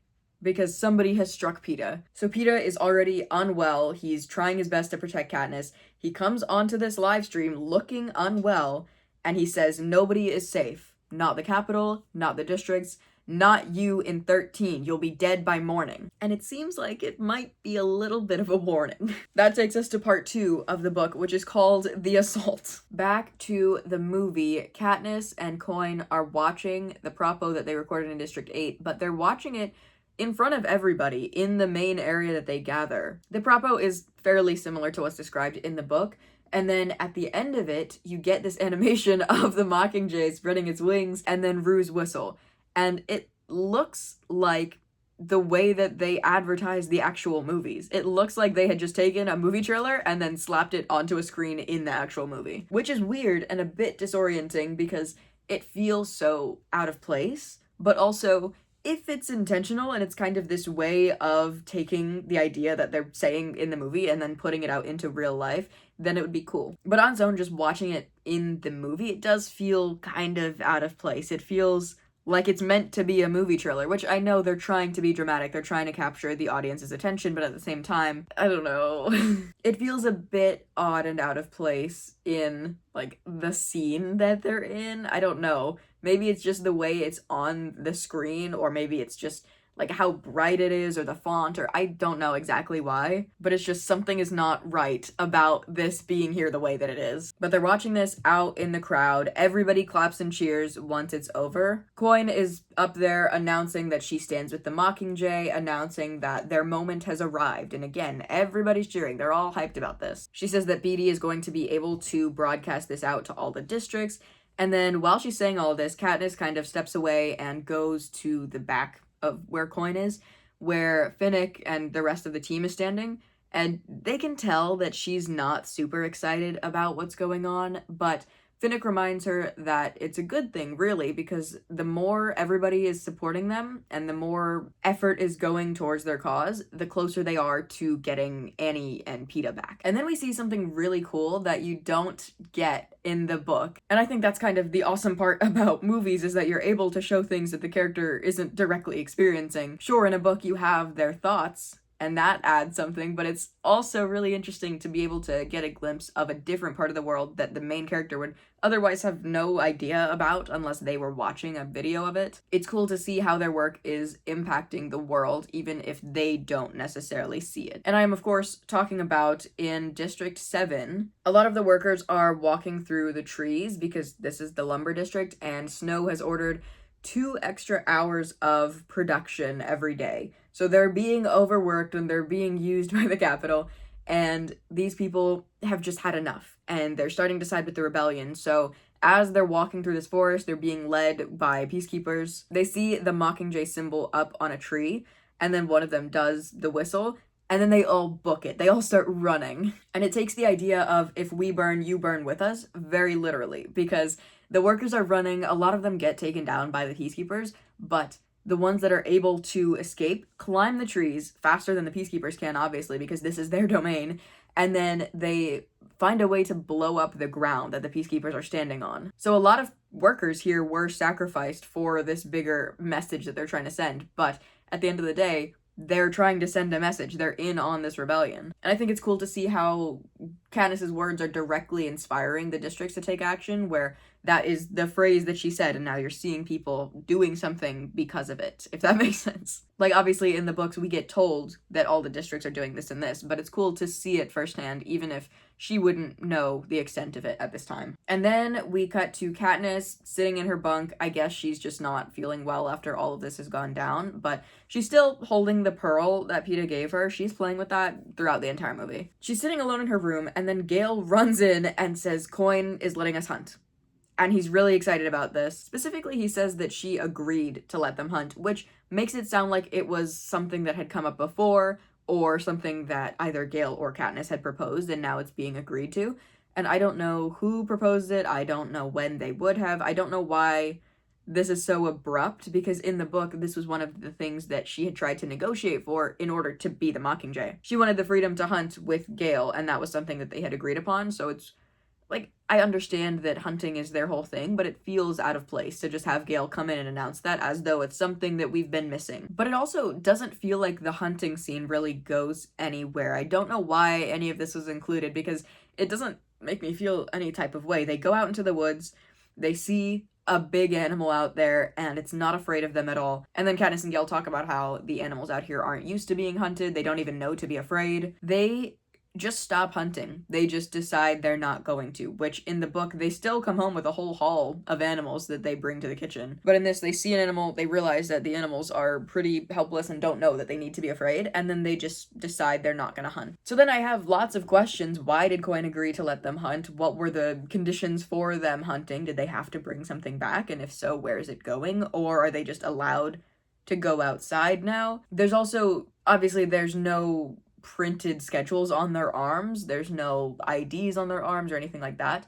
So I'm wondering, what kind of schedule does District 13 have? What is the authority? What are the systems that they have in place? Obviously, there's Coin and the people in command that are leading this whole thing, but there's just a lack of structure in the movie for District 13, where, sure, if they're gonna hunt, they can hunt, but why are they hunting? Why are they allowed out? The pair finds an abandoned building, they sit together. It's sweet, you know, they're trying to mend their relationship as best as they can, and then Gale gets a message on his cuff, and they head back to command. As Katniss and Gale are walking to command, they go through the empty dining hall, where the TV is just playing an interview of Peeta and Caesar on the TV. Peeta is sitting there holding a white rose, and again, he does not look well. He's got a black suit on, he's really shaky, his face looks sunken, and it plays out fairly similarly to the interview in the book, where Caesar is trying to prompt him to say that Katniss is working with the rebels, and he's still trying to defend her, saying she doesn't know what she's doing, she's being used, all of these things. And he says how the rebels probably won't let her see this, but if Peeta has a message for Katniss, what would it be? And this is where Peeta is saying to think for yourself, to not trust everybody, to get the information that you need. He says how the rebels turned her into something that could destroy everyone, and he's crying, and it just sucks. And then Katniss turns to Gale, who immediately is saying that they need to respond, they need to take action, and that's upsetting to her, because she is seeing somebody she cares about really deeply who is hurting. And instead of caring about that on a human level, Gale is seeing it from a strategy level, and it's not what she wants to hear right now. But at this point, Gale is fully anti-PETA, and he's telling Katniss how he would never, no matter how much he's tortured, he would never say something like this. He would never talk so positively about the Capitol and what they want, and that PETA is a coward for giving in, basically. Obviously, that only upsets Katniss further, because how could you possibly say that? Somebody is being tortured, they're doing what they think is best. They also don't know anything about District 13 or the strategies that are going on behind the scenes, so this person is just doing their best to survive. Even though they're being tortured, they're still not giving up any information or trying to sell out their friends or anything. How can you possibly look at that and think he's a coward? So now she's back to not liking Gale, and they go back to having this little feud over how they view the situation. Gale is trying to, like, back out of the room to go find Coin, and his cuff keeps beeping with messages, and Katniss is upset that he, at some point, got really close with Coin. And again, there's this level of distrust where what's going on that she's not a part of, where he's getting really close to the person leading District 13, and she doesn't know what it's all about. Gale specifically says he's upset because PETA is working with the people that destroyed their home, and Katniss realizes, well, actually, he's been in the Capitol since that happened. There's no reason he would know what happened to District 12. There's no reason he would think that there's no home to come home to. As far as he knows, everything is still fine-ish. And that's where they decide that they have to go to District 12 and shoot this propo so that they can show PETA what's really going on. So then we see Gale, Katniss, the camera crew, everybody in District 12, where they start recording pretty much the second they step off of the ship. But Gale, unprompted, starts to recount everything that went down the night that the district was taken out. He says that after Katniss shot the force field in the games, trucks started to pull up around 9 o'clock, and then he and some of the other miners caught on to what was happening. They realized what was about to go down, and they started to guide citizens out to the forest line. But a lot of people weren't listening to their advice. They didn't really care, or they were just afraid and didn't know what was out in the forest. Whatever the reason, they chose not to listen and started to head for the main road instead.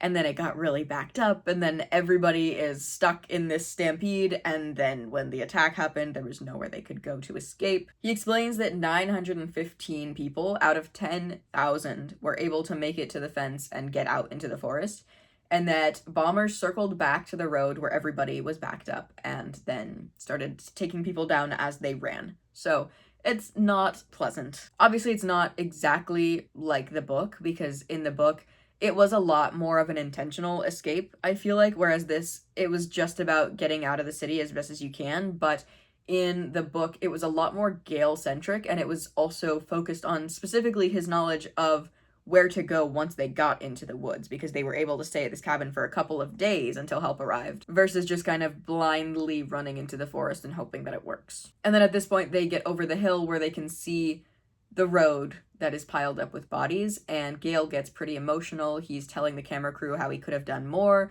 and they're being as supportive as they can be. They're saying, without you, without the work that you did, there would be no District 12. Nobody would have made it out. And not that I'm a Gale enjoyer, but it was nice to see the suffering of somebody that isn't Katniss, I guess. Of course, we see a lot of characters going through a lot of difficult things, but this was like a couple minutes where we got to actually focus on somebody else rather than their story just being a part of Katniss's, I think. And then we see Katniss and Gale in her house, which I didn't mention it in the book, but this scene is pretty much exact dialogue, exactly how it plays out in both. When they're in Katniss's house in District 12, they're standing near the place that Gale stayed after he was injured from the whipping, where Katniss's mom was taking care of him.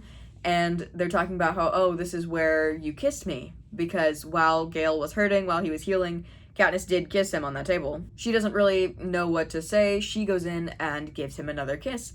And he says, in both the book and the movie, I knew you would do that. She asks, how did you know? I didn't even know I was going to do that. And he said, because I'm in pain, and that's the only way you'll pay attention to me. And it hurts so bad both times. I don't even like the guy that much, but it sucks because it's so true. And then he's just like, don't worry, you'll get over it, and walks out of the building. And it's so rough. And then we see the team sitting together for lunch, which in the movie, they're not in the cabin. They don't ever really go into the forest. They're just by a big body of water, and they're all sitting by the water edge, and Pollux again recognizes a Mockingjay. They sing a little song back and forth. Instead of writing sing into the dirt, he just sort of mimes it to her. And then at this point, Pollux had already done Rue's 4 little notes, so Katniss goes straight into singing the Hanging Tree song. And then we hear this song playing over the video of them flying back to District 13, which I will say, it doesn't mention the significance of the song. It doesn't mention why she knows it or the fact that it's forbidden or anything like that, which I understand it would be kind of out of place to throw it into a movie like that. I kind of like the idea that the history of the song and the importance is in the book but isn't overly explained in the movie. And then, genuinely, this scene gives me chills just thinking about it, because they fly back to District 13, and then the team is watching this edit of Katniss going through District 12, and the whole time the song is playing, they have Katniss singing over clips of District 12. At one point, Plutarch brags that he had adjusted the lyrics, which I don't know what that's all about, but we see this video, which all of the districts are getting, still not the capital. All of the people in the districts are seeing this broadcast. Beatty is talking about how, I think what it was is that he had helped create the security system that's protecting the broadcasting of the Capitol, and he made it too good and now he can't get through his own system. I could have been misunderstanding, but I think that's what he was talking about. Regardless, they're seeing it in the districts, but not yet in the Capitol. And then, this is the really cool part, is because the song is playing, we're seeing this edit, but then we see, again, this idea of how what they're doing is impacting people, how it's inspiring people to take action, where we see a group of people in District 5 marching to the song and choosing to fight, despite any risk. We watch as a bunch of workers push past peacekeepers and then plant bombs inside of a giant dam, and when the explosives go off, the water is bursting through and it cuts power for a lot of, if not all of, the Capitol. Because again, this is something that Snow directly said to the people of the districts. He's saying that this is a fragile system and how the Capitol provides for the people and the people have to provide for the Capitol.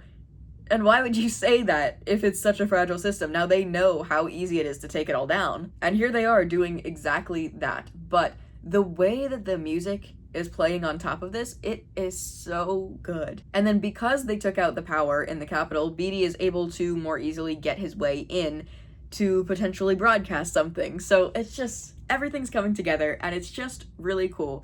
And they made such a cool song to go over it all. And then Boggs brings Katniss to the command where they're watching another broadcast with Peeta. So the first broadcast with Peeta was the one they all kind of watched together. The second one in the book is when she realizes that he's not doing well, but she's watching that together with Finnick, and they don't really acknowledge it at all with anybody else. In the movie, she's watching it with Gale, and that's where they have a fight over whether or not Peeta is bad for doing this. And then this is the third time we see Peeta. He's on this broadcast begging for all of it to stop, and while he's speaking to the camera, Beatty does find a way to cut through and to start showing video of Katniss going through District 12 with her singing the song, and we're seeing the cutting between Peeta and then the propo that they had recorded, which you can see Peeta getting disoriented and seeing the video of Katniss and the place that he used to live, and it's really rough to see how devastated he is. He seems just generally distracted, and Caesar's trying to get him on track, trying to ask him all the right questions, but Peeta, again, is saying how nobody is safe. And this warning is a lot more direct than it is in the book. He pauses what he's saying and then very intentionally looks to the camera, and very quickly as well, because he knows that he's probably not supposed to say this. He says, "They're coming, Katniss. They're gonna kill everyone, and in District 13, you'll all be dead by morning." And then the broadcast is immediately cut out, and the Capitol symbol is on the screen, and that's the end of it. So the book was very much kind of hinting at something could potentially be happening, saying how this war is a bad idea, how people in this place are in danger, and then kind of snapping out of this haze that he's in to say dead by morning, as if, please take this seriously. And they have to choose whether or not they're going to act on what he's saying, or if maybe he's just saying stuff. Versus in this, he's directly saying to Katniss by name, they're gonna come get you in District 13. We don't see the consequences of this. We don't see how Peeta was treated in that moment or anything like that. It just cuts straight to the Capitol symbol, and now they have to decide what to do. In the book, they see the broadcast, they see PETA in pain as he's trying to send what could be a warning to District 13 to say that they're about to be attacked. But the message is kind of vague. It's just saying, we're all gonna die here, there, everywhere, right? Katniss is having a hard time dealing with any of what just happened because she's grieving PETA and everything that he's going through. She doesn't know how he was punished for saying this warning. The people in District 13 aren't sure whether or not to take this threat seriously. Is it just something that PETA's saying? Is it something that the Capitol wanted them to believe? Or is he going out of his way, putting himself at risk so that he can maybe protect them? But Haymitch ultimately stops the arguing and he says that regardless of what might or might not have happened, PETA clearly put himself in harm's way to get this message to them, and they need to take it seriously. And between Haymitch and Katniss saying that they know PETA better than District 13, they do eventually convince Coin to go into a full lockdown over this. So she authorizes a level 5 lockdown, alarms go off, and everybody has to act. But this is exactly the type of thing that District 13 is prepared for, so immediately everybody gets up and they start to file down this giant staircase to a bunker way below the surface. And the process itself is actually very smooth because everybody just has their systems. Again, District 13 has always been really strict on what they need to do when they need to do it. So when this alarm goes off, there's no yelling, there's no arguing, there's no pushing. It's just orderly, everybody is going down these stairs to their goal. They all file down the stairs and get to this big bunker that they'll be staying in, which is separated into segments kind of similar to what their living situation is like upstairs. So Katniss goes to segment E, she finds her place, and Plutarch finds her to say that PETA's circumstances are a setback, but at the end of the day, everybody is still kind of looking to her as a model of how to act, especially in a situation like this. Things are chaotic, and if she freaks out, they're gonna think that they should freak out. But if she's calm, if she's collected, if she just shows them the correct way to handle things, they will act accordingly. And despite all the chaos that's going on, Plutarch seems to be in good spirits because regardless of this minor setback of an attack from the Capitol, at the end of the day, Beatty was able to broadcast into the Capitol, which is overall a success. So again, the game maker, he's only seeing the bigger picture. He's only seeing their final goal, and they're one step closer. But Katniss listens to his advice, she goes to her bunker, and she sees the instructions that are printed in everybody's rooms,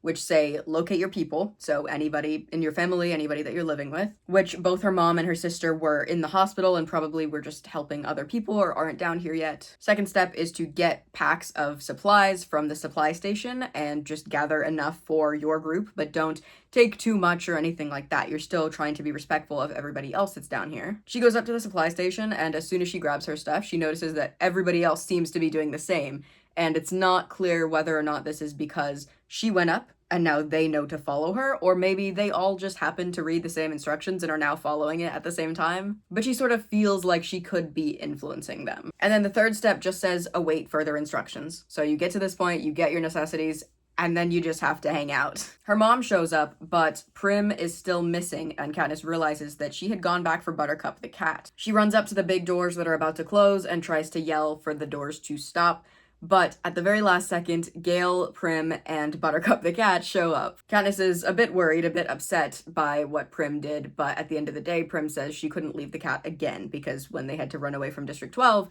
the cat stayed behind, so she couldn't deal with that guilt a second time. And then, despite the argument that Katniss and Gale had been having, Gale went back and grabbed everything that Katniss originally took from District 12, so her hunting bag and the little memories that she had grabbed earlier. She thanks him for what he did, and then they split off and go deal with this crisis separately. Which Katniss is briefly, I guess, embarrassed because she was initially trying to be a model for all these people, and then as soon as something happens, as soon as Prim isn't there, she starts freaking out and running and yelling at the exit, and that's just not what she's supposed to be modeling. But at the same time, who cares what she looks like, because that's just what she was feeling, and she's not gonna contain that just so that she looks better for the people. Which I honestly like that, because you're allowed to have emotion, you're allowed to care about things, and that shouldn't make you less of a leader. And yes, it could have caused a lot more panic, especially if people are looking to her, or especially if there's a situation where somebody else maybe was missing a family member. Now you're gonna have a lot of people running up and trying to crowd the door, and that could potentially throw the whole system off. But in this instance, it was fine. So she's sitting in the bunk, she's chilling with the cat who's hiding under a blanket, and then she unpacks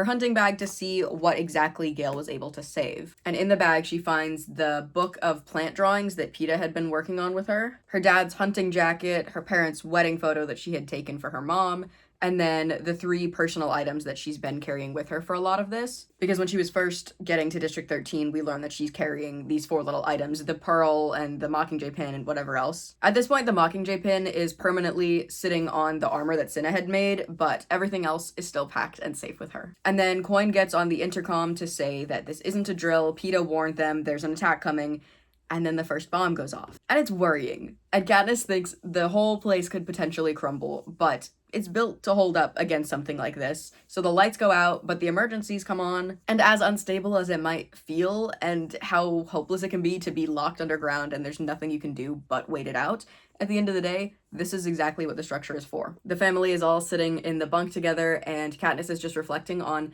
how much bravery Peeta had to go out and say something like that, and how much he put at risk to say something and to warn them, because that means he at some point heard this information, he knew there was a threat, and he risked his life to save Katniss again, making sure that they had every possible second to save themselves before this attack hit, because at the end of the day, if he hadn't said this, they might have been caught totally off guard and things could have gone a lot worse. But also, it seemed like he was physically struggling to get the words out, as though something in his head was making it difficult. And she's wondering if there's torture going on that's just taking a toll on his mental state, or if there's something else that's causing this internal struggle. And they stay in this bunker for 3 more days. They have beds that are like carved into the wall, but Prim doesn't feel comfortable sleeping in that, so Katniss pulls out a mattress and they sleep on the floor. Her mom still goes to help people in the medical bay, so they're all kind of building their own systems in here for the days that they're trapped. Prim reveals that District 13 is going to start training her to be a doctor, and she's excited for the opportunity. And Katniss is inspired when she hears this, because it means that all the work they're doing for the rebellion is going somewhere. They're giving the younger people an opportunity, which is not something that they've had up until this point. All the people in the districts for so long have been confined to doing exactly what the district does and nothing else, and you just do whatever the capital is asking from you. You don't really get to dream of bigger things. And now here she's seeing the direct impact of her work, where her sister is able to have all of these bigger dreams and opportunities. Over the 3 days, there are 4 big missile strikes, but there's kind of this understanding that it's not meant to destroy District 13, because at the end of the day, District 13 is still where they had so many big weapons, and the capital at some point would like to take them back. So the point is more about just seeing where District 13 is, what they have, kind of feeling out the area rather than totally trying to destroy it. And then closer to the end of the attack, everybody is sitting in Katniss and Prim's bunk, because they have the cat, and it's just bringing people something nice to look at. So they're playing with the cat by shining a flashlight around at the wall and having Buttercup chase it, whatever. And Katniss has this moment while they're playing where she realizes that this is exactly the same thing the capital is doing to her. So if the flashlight is on, the cat is going to chase it. If the flashlight is off, the cat will move on. And if the flashlight is just out of reach, the cat will keep on trying and trying and trying and wear itself out. With Peeta on display in whatever state he's in, she's mad. She's reactive. She's impulsive. It's a lot easier to take advantage of her because she's so willing to just do whatever it takes. If Peeta dies, she's gonna have to move on with her life. There's no reason to keep fighting. She doesn't have to maintain any type of balance because the one thing she's trying to protect is out of the picture. So now she can go all in, or she can totally abandon it. It doesn't really matter at that point. At the end of the day, Peeta is in the situation. She doesn't know what's going on with him. She doesn't know how badly he's being treated, but because she's so focused on that, she's not seeing anything else that's happening. And that's a difficult thing to face, because she's coming to terms with the fact that any bad thing that happens to Peeta is a direct result of her joining the rebellion and any actions that they take as the Mockingjay. All of the propos that they're recording and broadcasting out, or any movements that happen in the district as a result of that, could all cause harm to Peeta. She has trouble sleeping that night as she's dealing with all of this new information, and she tiptoes over to Finnick's bunk, where the whole book has been coping by playing with a length of rope and tying different knots in it. And she's trying to go to Finnick to say, here's this thing I'm dealing with, but realizes he's been going through the same exact thing and has known for a lot longer, because at the end of the day, the capital also has Annie.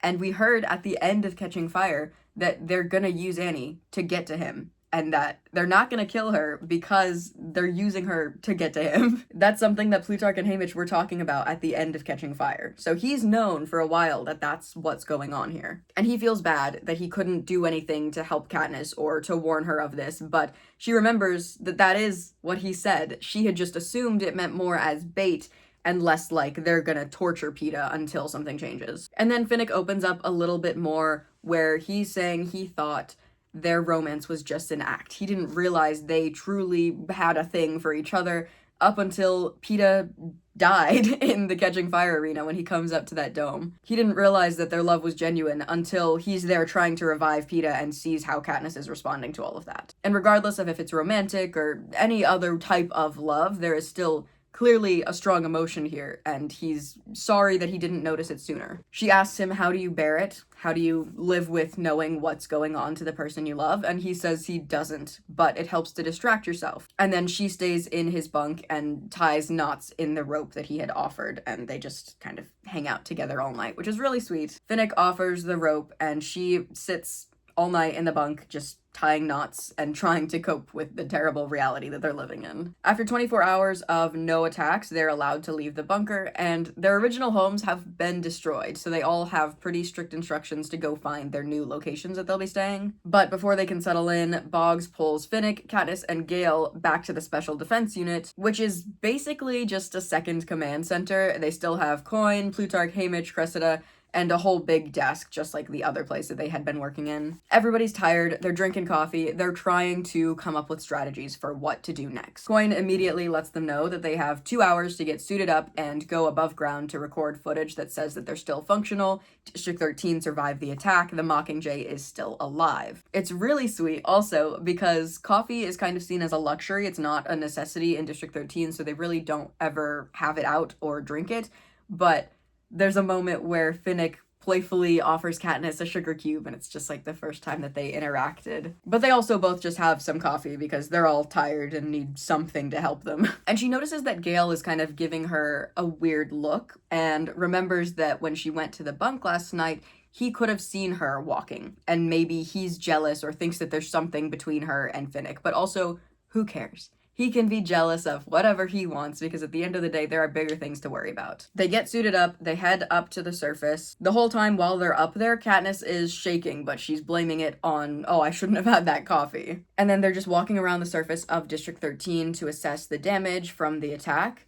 Haymitch asks, did Peeta's warning actually help? Did it do anything for us, or did he put himself in harm's way for no reason? But Boggs said that they would have had around 10 minutes more time because of his warning, and that saved who knows how many lives. They were able to get every single person inside, and at the very least, it saved Prim's life, and that's something that matters a lot to Katniss. It sort of makes everything feel a little bit more okay, because at the very least, there was some benefit to him doing that. It's not like he put himself in harm's way and then their sensors would have picked it up anyways and nothing would have changed. But they're out on top of District 13. Cressida says that she wants to shoot in front of the Justice Building, which is what they've been using in the broadcasts from the Capitol to say that District 13 doesn't exist anymore. So she wants to record right in front of that building, but now to say that they're still alive, that they survived the attack. Except when they get closer, they see that the ground is covered in pink and red roses. This is, again, a message directly to Katniss, where the white roses typically are directly from Snow to her.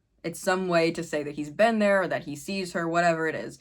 But these roses, the pink and red roses specifically, are more tied to the post-games couple interview that she was doing with Peeta. So this is a message directly for the lovers. And at this point, Katniss has to explain to the crew how Snow will do this to give her a message, because nobody else knows why there's just flowers everywhere. She explains that it's not dangerous, it's not meant to be a physical threat, it's more just to unsettle her. And it works. They set the camera up, they're ready to record, but Katniss is still shaky and she's unfocused and she just can't get the words out. And she ends up breaking down and crying because she's just thinking about how everything she does, everything she says is going to bring harm to Peeta. And this part is honestly really difficult to think about because she just cannot handle the pressure. She can't handle what's going on.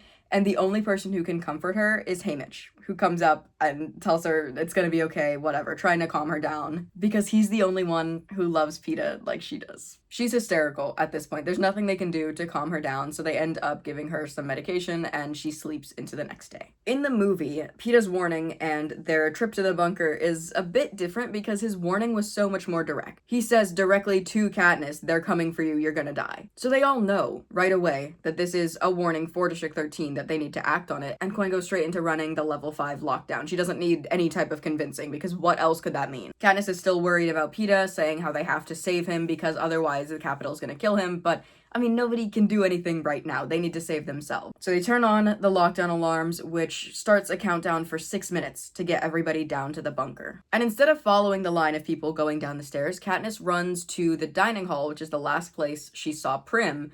But when she gets there, the dining hall is empty, of course, because there's a giant alarm going and everybody's supposed to be going to safety. I don't know why her thought would be to go to just the last place she was hanging out with Prim, because they also had time to watch the whole broadcast. Anything could have, like, whatever. She's looking out for her sister, I guess. And we see in command as they're watching this is annoying to me. We see in command as they're watching the radars and they see the Capitol planes flying in, which the planes are seconds away from hitting them already. And we see Coin and the rest of them setting up counterattacks and saying, okay, we're gonna launch this and this and this at their planes. In the book, there's no mention of fighting back. They're just doing their best to survive this attack. But in the movie, they're not just trying to hide away. They're trying to defend themselves, and they're trying to attack the Capitol back, which I guess is more interesting to watch. But also, the whole idea is that you don't want to attack back because you both have really big weapons and then everybody's gonna explode. But I guess they're justifying it by thinking that it's okay if it's a little bit right now. I don't know. I think it's probably best if they don't do all that, and as we'll see, it ends up not being the greatest decision. But the attack starts going off while people are still moving down the stairs. So as they're all filing down,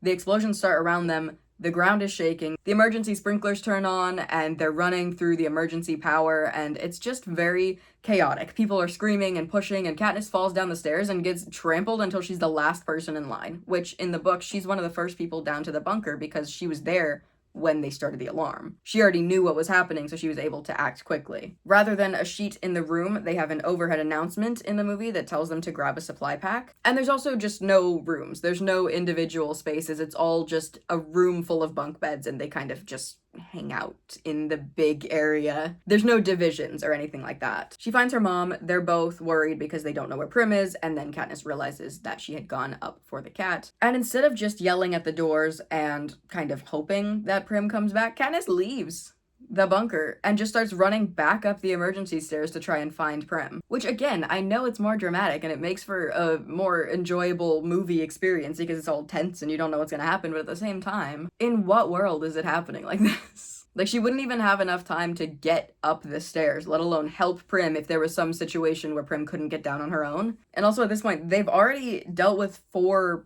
bombs hitting the district. So it's like there's so much going on all at once versus this big attack spread out over a couple of days. When we see command, it really sucks to see Plutarch stressing out over the attack and just generally being uncomfortable with how trapped they are in the situation. But Coin is talking about how they should fight back and what the strategy should be, but then realizes that every time they attack, they're revealing more of their base to the Capitol because all of their stuff is underground. So when they attack, they're opening up the ground and then revealing exactly where they attacked from. And Coin realizes that the better strategy is to just stay hidden and to not let the Capitol know what's going on under the surface. Katniss meets up with Prim somewhere on the stairs, and in the final 10 seconds of this countdown, she, Prim, and Gale squeeze through the doors and make it in. She hugs Prim, they have their little back and forth about why would you do that, she says she's saving the cat, and then they don't acknowledge Gale at all, and they all just walk into the bunker. He doesn't explain why he was up there with her. He doesn't talk about how he had saved anything from their room. I would assume that this is meant to be a way to show that Gale still cares about the family and like he went up to look out for Prim or something, but also it feels so circumstantial, and to not get more of an explanation on why Gale was up there, just it feels kind of out of place that he showed up. And I would assume it's a way to show that he cares about the family and that he was looking out for Prim, but whatever. We don't really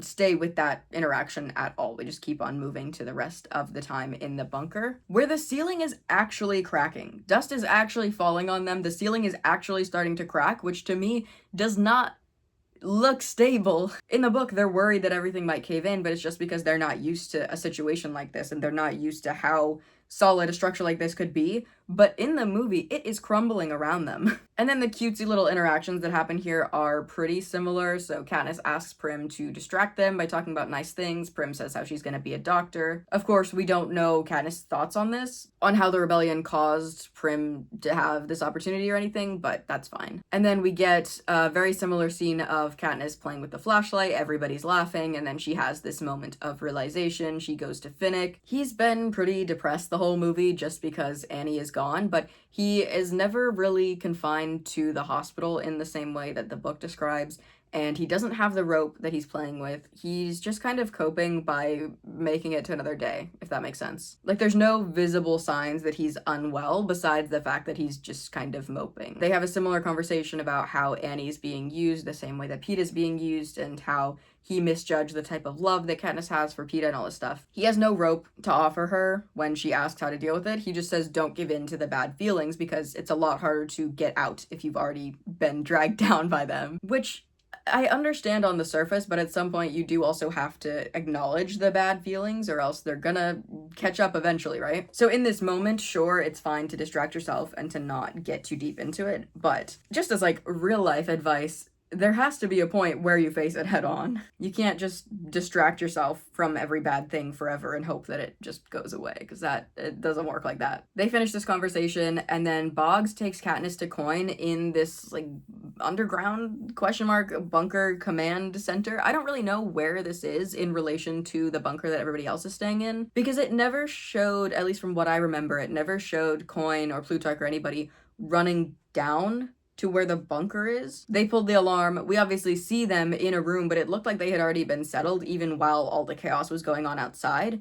So I don't know how they would have gotten to a safe command center that's in the same place as the bunker before anybody else could have. But that could also just be because I'm not very good at, like, picturing locations. So who knows if it showed how this is laid out and I just completely missed it. They don't look as stressed as it's described in the book, where in the book it's talking about how they all have eye bags, how they all have the coffee out. It looks like they haven't slept in days.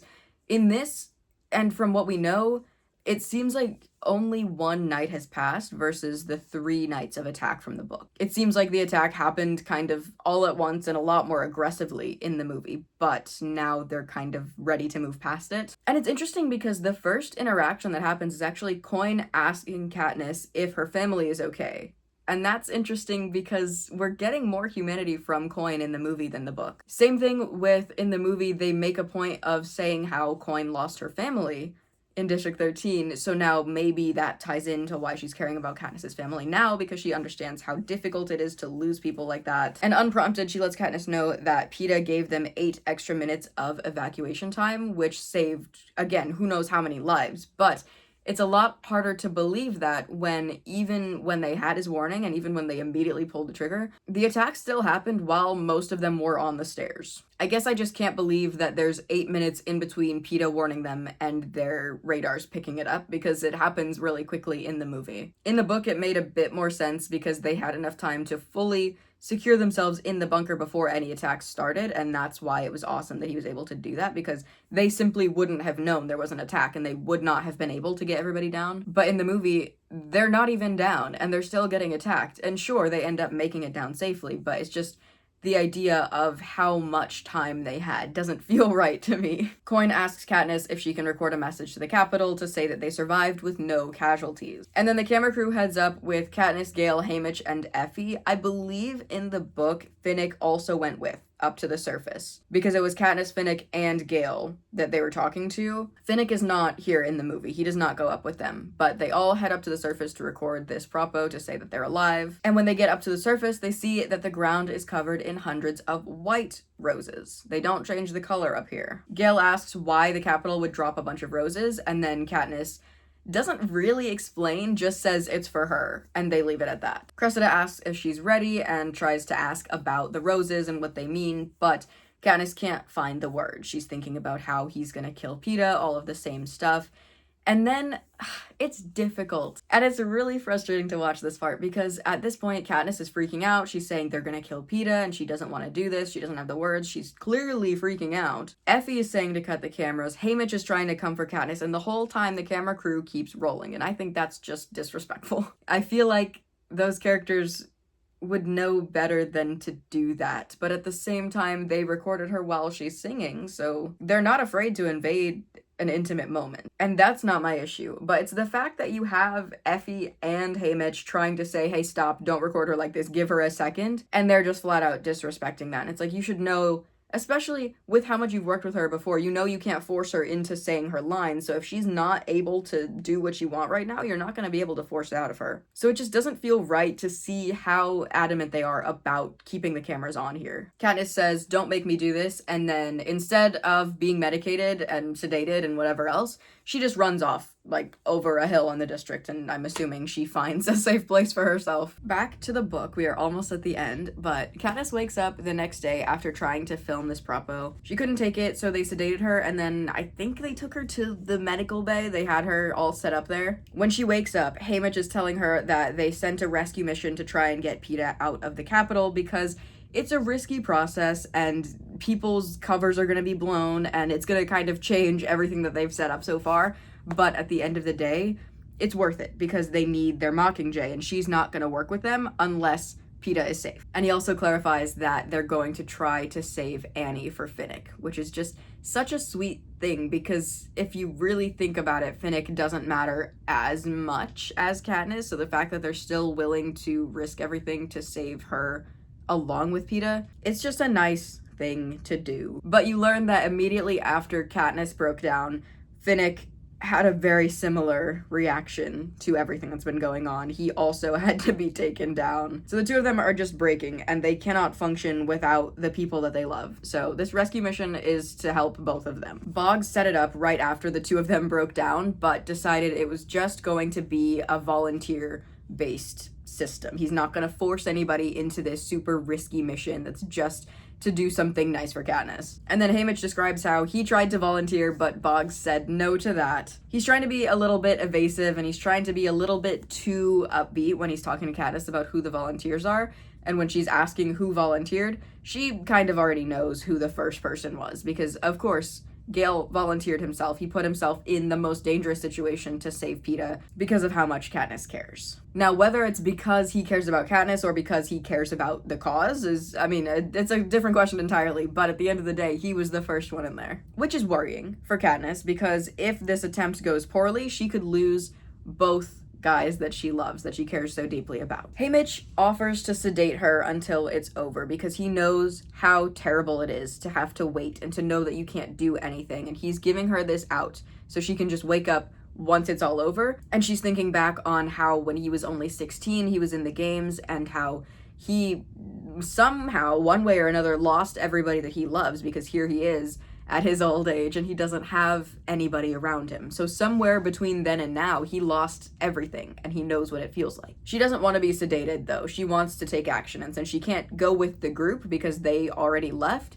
Haymitch goes to find her something else to do. And then while he's gone, she goes around to the other bed where Finnick is, and she feels bad about waking him up because he's peacefully sleeping. He doesn't know what's going on, but she has to talk to somebody. So she wakes Finnick up, explains the situation, and he's actually happy about this rescue mission because it'll either mean that their partners are dead and no longer suffering and the Capitol can't do anything else with them or use them for any type of bait or anything like that, or the rescue mission will be a success and then the people that they love will be back with them. So one way or another, this is going to end how terrible things have been feeling. It'll either cause a whole new level of devastation or it'll bring relief, but at the end of the day, there's certainty with what comes next. And Haymitch comes back to tell them that because they weren't able to record anything the previous day, they still need footage to broadcast that says that District 13 is alive, that the Mockingjay is alive, that they're still working towards this rebellion. So if they're feeling up to it, they have a little bit of time where they can get up,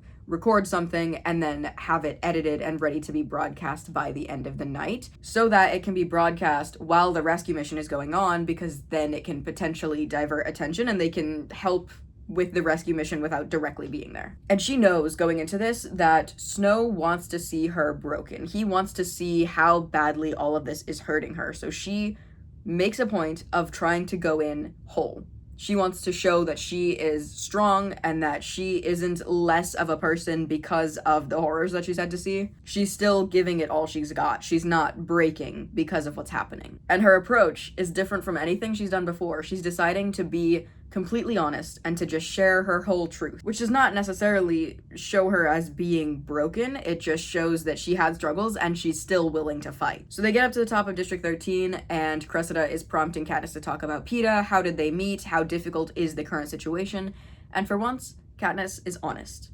At every other interview with the Capitol, Katniss felt kind of possessive over her personal life. She didn't want to share it with anybody because the people in the Capitol don't deserve her story. Why should they get to know more about her? But now, with her position and with how everything is going, she's deciding that the best way to approach this is to be totally authentic. Rather than trying to hold it all in and to look strong while dealing with everything else, she's just putting it all on the table and letting people know exactly what's been going on. And it kind of falls back to this whole idea of the Capitol being fragile and how much it relies on the districts. If Katniss is able to effectively inspire the other districts to do something, there's gonna be a whole system collapse. And she can't do that if she's performing every time she speaks to them. So she's going up there, she's being as honest as she can be. Plutarch is inspired by Katniss and her approach to doing all of this. He likes her honesty, and he has this moment of inspiration where he pulls Finnick and Haymitch aside to talk about a potential strategy. Haymitch doesn't like the result, but at the end of the day, Finnick agrees to do it. And Finnick records a propo to open up, not just about Annie and how difficult his relationship has been, which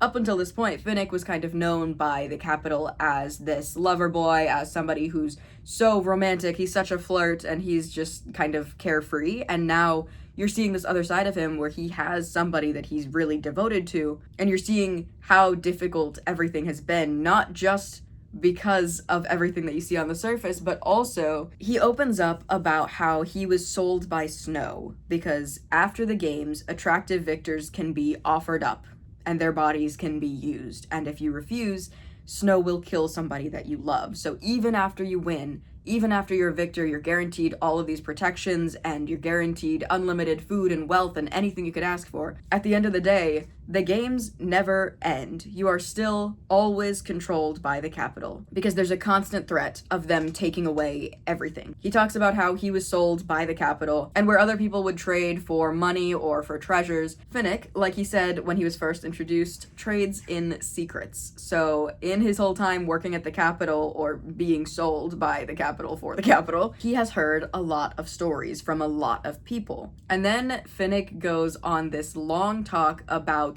all of these people from the Capitol, and he's dropping all of these big names that Katniss doesn't even really know, but it's just a lot of big names, and here are their worst secrets revealed. Here's all the things that they didn't want being public, and he's just airing it all out. And then he gets to President Snow, and he's talking about how President Snow got to power and how so many people have secrets about Snow that they gave to Finnick. He says how Snow rose to power by poisoning anybody that might be a threat, and specifically the line, "Poison, the perfect weapon for a snake." I completely forgot that any of this is part of his character, but it makes him so much stronger. Adding this extra layer, not just to the character, but to the story as a whole, it's just such an important thing to talk about, and it's such a cool way to bring it up. And it's so impactful, not just for the story, but for just it's so cool. Just having a moment in this book where you're fully confronting how bad the Capitol can be, even to the people that you think are so loved. While this is all happening, Katniss goes up to Haymitch and asks if that's something similar that had happened to him,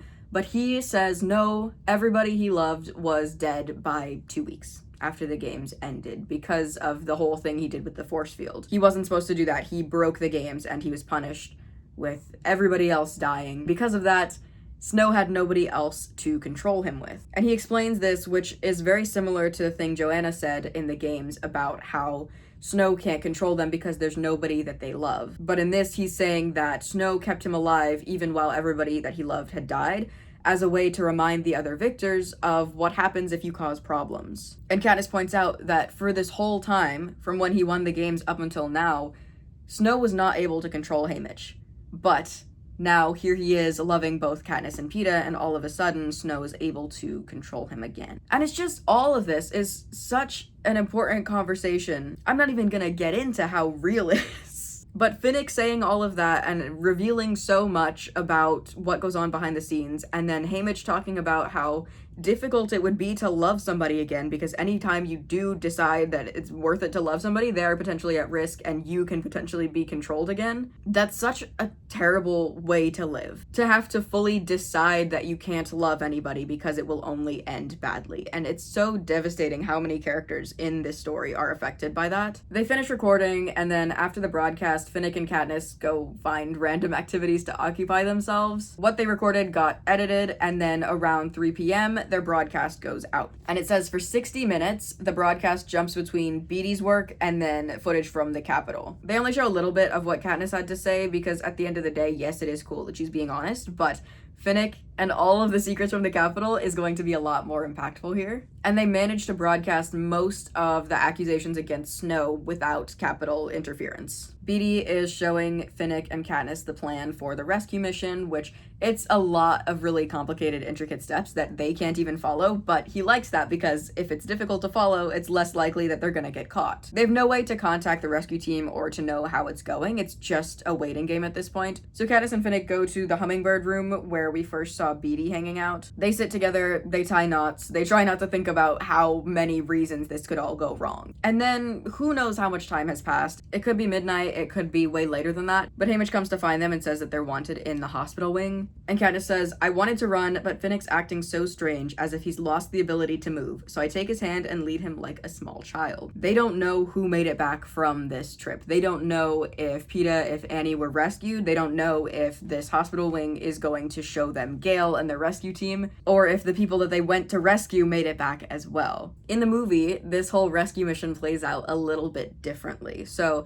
Katniss is never sedated after they go up to the surface. She instead runs off and then finds some maintenance hallway or something to hide in. Haymitch crawls in, finds her there, and he's trying to be comforting. He says how they sent a rescue mission to go find Peeta, and he explains a little bit more about the strategy, how they're actually planning on doing this. Where in the movie, we saw this dam blowing up earlier from a different district, and that managed to take out most of the Capitol's power, which allowed Beedy to get into the system. Plutarch had some source inside the Capitol that told him the victors are being kept in the tribute center, and Coin saw the power outage as an opportunity to get in. So rather than Boggs immediately setting up a rescue mission, this is something that Coin herself saw as an opportunity, which does make sense because Katniss set as one of her conditions for being the Mockingjay that they would find and rescue Peeta as soon as possible.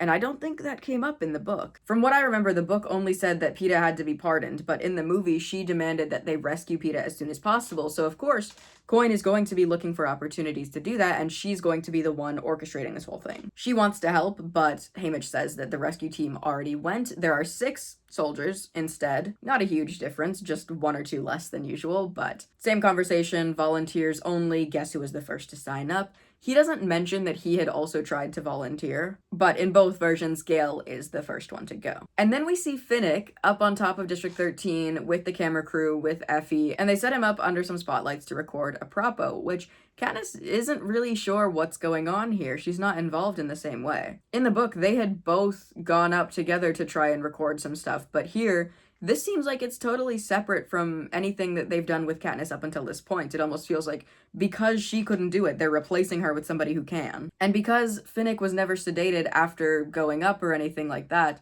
there was no attempt by Haymitch to find something for them to do to feel useful. There was no conversation between Katniss and Finnick about how this rescue could be a good thing. They're just less of a pair in this, even though they're going through very similar things. They never have Katniss retry to say the statement. They just kind of wrote her off as not being able to do it, and then they found Finnick and have him being broadcast. And it's also a live broadcast, whereas in the book, they recorded and then had a couple hours for it to be edited before it was put out. So now we have Finnick at night being live broadcast out to the Capitol and to the districts to say that District 13 is alive and well. And the movie explains that the broadcast is blocking communications, which will allow the rescue mission to get into the Capitol undetected. And it's like so much is riding on this being a live broadcast directly to the Capitol. And it also is so separated from any effort that Katniss has made up until this point. It just feels like almost a betrayal of her character to have this be the way that it goes. Finnick's speech, I honestly did not expect to see it in the movie because I had completely forgotten it. I was like, there's no way I read it and watched it and still don't remember this of the character at all.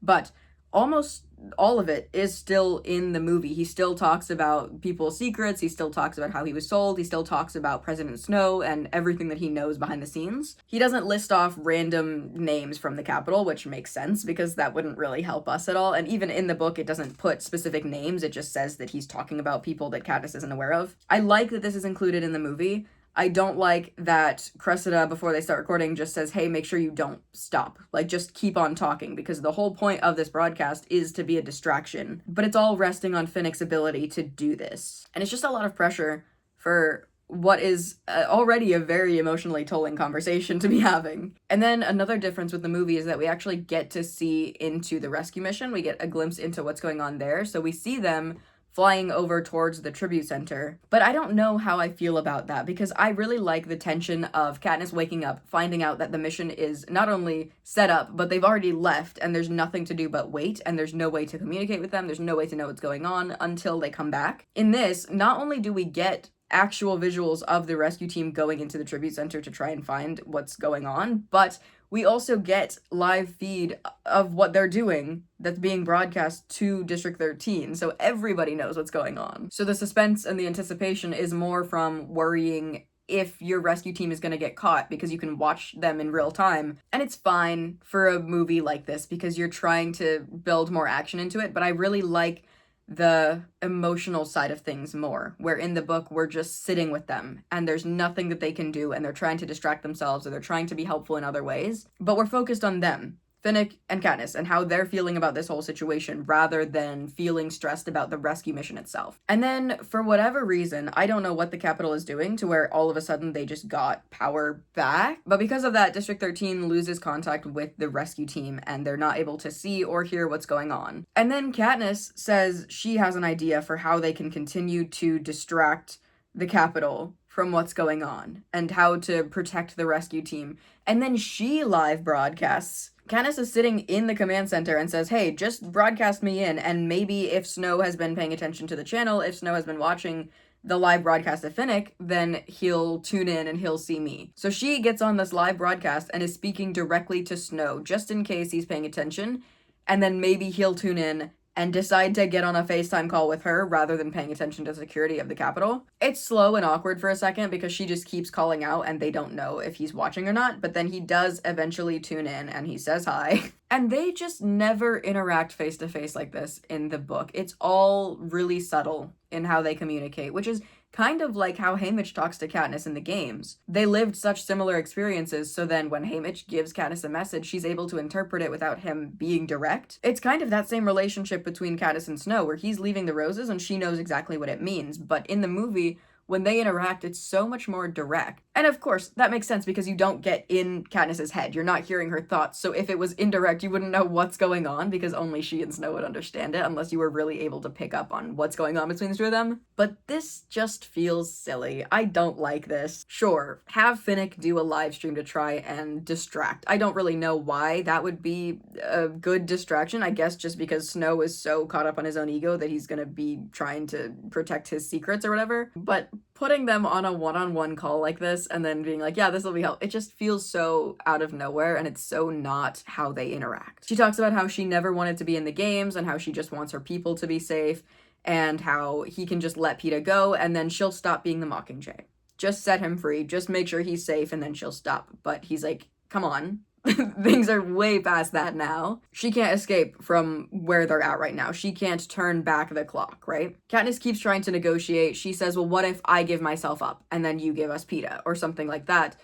And he says that they're past the point of noble sacrifice. And it's like, don't make Snow the voice of reason this far into the movie, you know what I mean? Because he's right in everything that he's saying, and she's being impulsive and reactive, which is everything that she is as a character, but I don't know why this far into the movie we're making her look so desperate when I feel like, sure, she's desperate in the book, but there's some direction to it, and there's a whole team behind her that's telling her the right moves. Going on a one-on-one chat with Snow and then just trying to trade yourself up, trying to do every type of negotiation. I get that they're trying to distract from the rescue mission, but it just feels silly. He says, it's the things we love most that destroy us, and he wants her to remember that.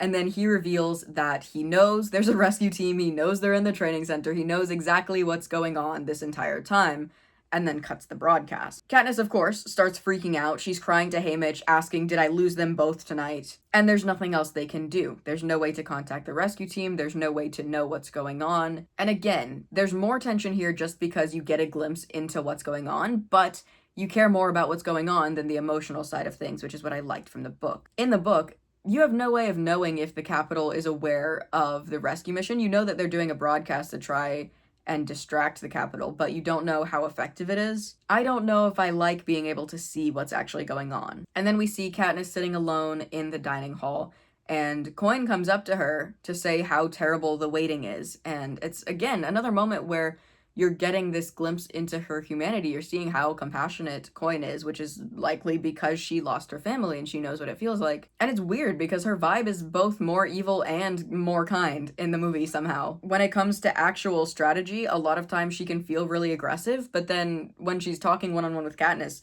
she seems to be relating with her a lot. I don't really have any more thoughts on that. It's just something that I felt while I was reading and watching it. Like, she has more story, but I don't know if that makes her a better or worse character here. And then we see Katniss and Finnick sitting together, who now Finnick does have a rope. He didn't any other time in the movie that I could see, but now he does have one. They're just sitting together waiting, and then Haymitch rushes in to say that they're back, and the three of them run together to the medical area to find them. So Finnick does not seem as beat up about all of this as he is in the book, and that's kind of consistent throughout the entire movie. He's just a lot better at handling everything that's going on in the movie. I know I kind of split this last segment up into really tiny chunks, but I just feel like those small differences change a lot of how the story feels. Little things like Katniss being sedated versus running away on top of District 13, or having Finnick do this live stream by himself instead of involving Katniss. Having Katniss directly call in to President Snow and having them talk like that. It's just little changes that make a big difference, to me at least. But that brings us to the final scene of both the book and the movie, which is them in the hospital wing. In the book, Katniss helps Finnick over to the hospital wing, which is in chaos because everybody's trying to be helped at once. It's hard to know who exactly came back because there's so much going on. But as they enter the room, Joanna, one of the tributes from the last game, is being wheeled past. At this point, she does not look great. Her head is shaved, she's emaciated, she's bruised, and it's hard to look at her because she knew secrets. She was in on the plan to keep Katniss and Peeta safe. So she had secrets to be tortured out of her. Peeta and Katniss were protected for the entirety of Catching Fire. They were not told what's going on behind the scenes so that if anything were to happen to them, they had no secrets to give up. But Joanna did have secrets to protect. She's wheeled by, but at least she's alive, and they took her back. Gale was injured, but he's being taken care of by a doctor, and when Katniss starts to go towards him, she's pushed back by a nurse. She's not able to go reunite with him right now. Then Annie starts to call out to Finnick and runs over to him, and they cling together as if nothing else exists. And Katniss is jealous to see the two of them and to see how certain they are that they're just meant to be together. Boggs is safe, he's uninjured, and he reports back to Katniss that they were not able to get Anabaria, the girl from District 2, out, but because she's from District 2, which is so tied to the Capitol, she'll probably be fine. And then Katniss gets sent to the end of the hall where Peeta should be waking up, and she's excited to see his smile, and she's excited to hear his laugh, and she's excited to see how he's gonna react to seeing her. Haymitch is smiling, he's excited, the vibe is good, and they go over to see Peeta, who's already awake and being checked on by 3 doctors. She rushes forward to embrace him, thinking it's going to be this really nice moment where they're reunited, and he comes at her, not to embrace her back, but to put his hands around her throat. And that's all we get to know about them being reunited. And then the start of chapter 13 brings us back to what happened when they met. Because she wakes up in the medical bay in a collar. She's unable to speak. Her body is swollen. Something went terribly wrong. She wakes up to hear that they were worried the attack would cause damage to her voice or her spinal cord or everything, but she seems to be okay. She'll probably recover from this. Katniss is unable to talk at this point, but Boggs is there and explains how he was the one who was nearby. He knocked Peeta out so that he would stop attacking Katniss. And it says how Haymitch would have stepped in, would have protected protected Katniss, but was caught so off guard by what was happening. It's just so not what they expected from Peeta. And then Katniss overhears Plutarch and Haymitch talking about the idea of hijacking as she went past them. She's still in the hospital. Prim comes in and decides she's going to stay there to take care of her.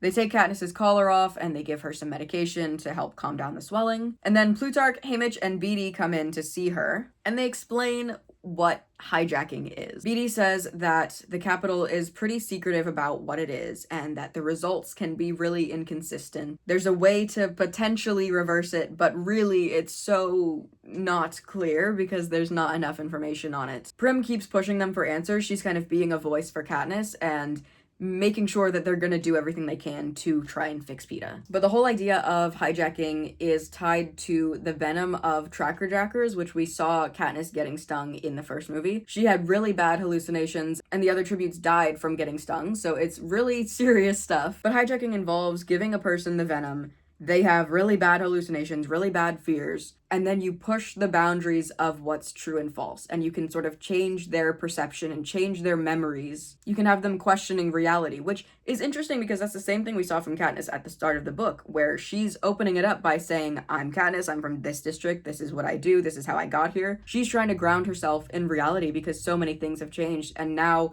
we're finishing this book, part of the book at least, and we're finishing off this movie with the idea that Peeta's reality was taken from him, and now he's gonna have to find similar ways to ground himself, just like she's been doing. So from what they can tell, they gave Peeta a memory of Katniss, or just some idea of Katniss in his head, and then gave him Tracker Jacker venom that instilled that memory with fear, and they trained him to be afraid of Katniss. It's really devastating to find out because for so long they were excited about how good reuniting would be. And instead you've invited a whole new threat into this. Beetee says that they'll do what they can to try and fix Peeta, but at the end of the day, Plutarch is still being overly optimistic about all of this. He's still trying to say they have a team of professionals, they're going to do everything that they can, and that they're going to try and get to a full recovery. But Haymitch says, regardless of how good they do, Peeta's probably never going to be the same. And that's where I'm going to stop in the book. Of course, we're only halfway through, but I feel like that's about where the movie ends. In the movie, Haymitch, Finnick, and Katniss run to the hospital. Joanna's there with her bald head. Annie runs to Finnick. Katniss does go to actually hug Gale. They get to reunite for real. He's standing there on his own. He's not being checked out by a doctor or anything, but he specifically says how he doesn't get it. There were weapons trained on them, but they got out unharmed, meaning the Capitol let them go. And that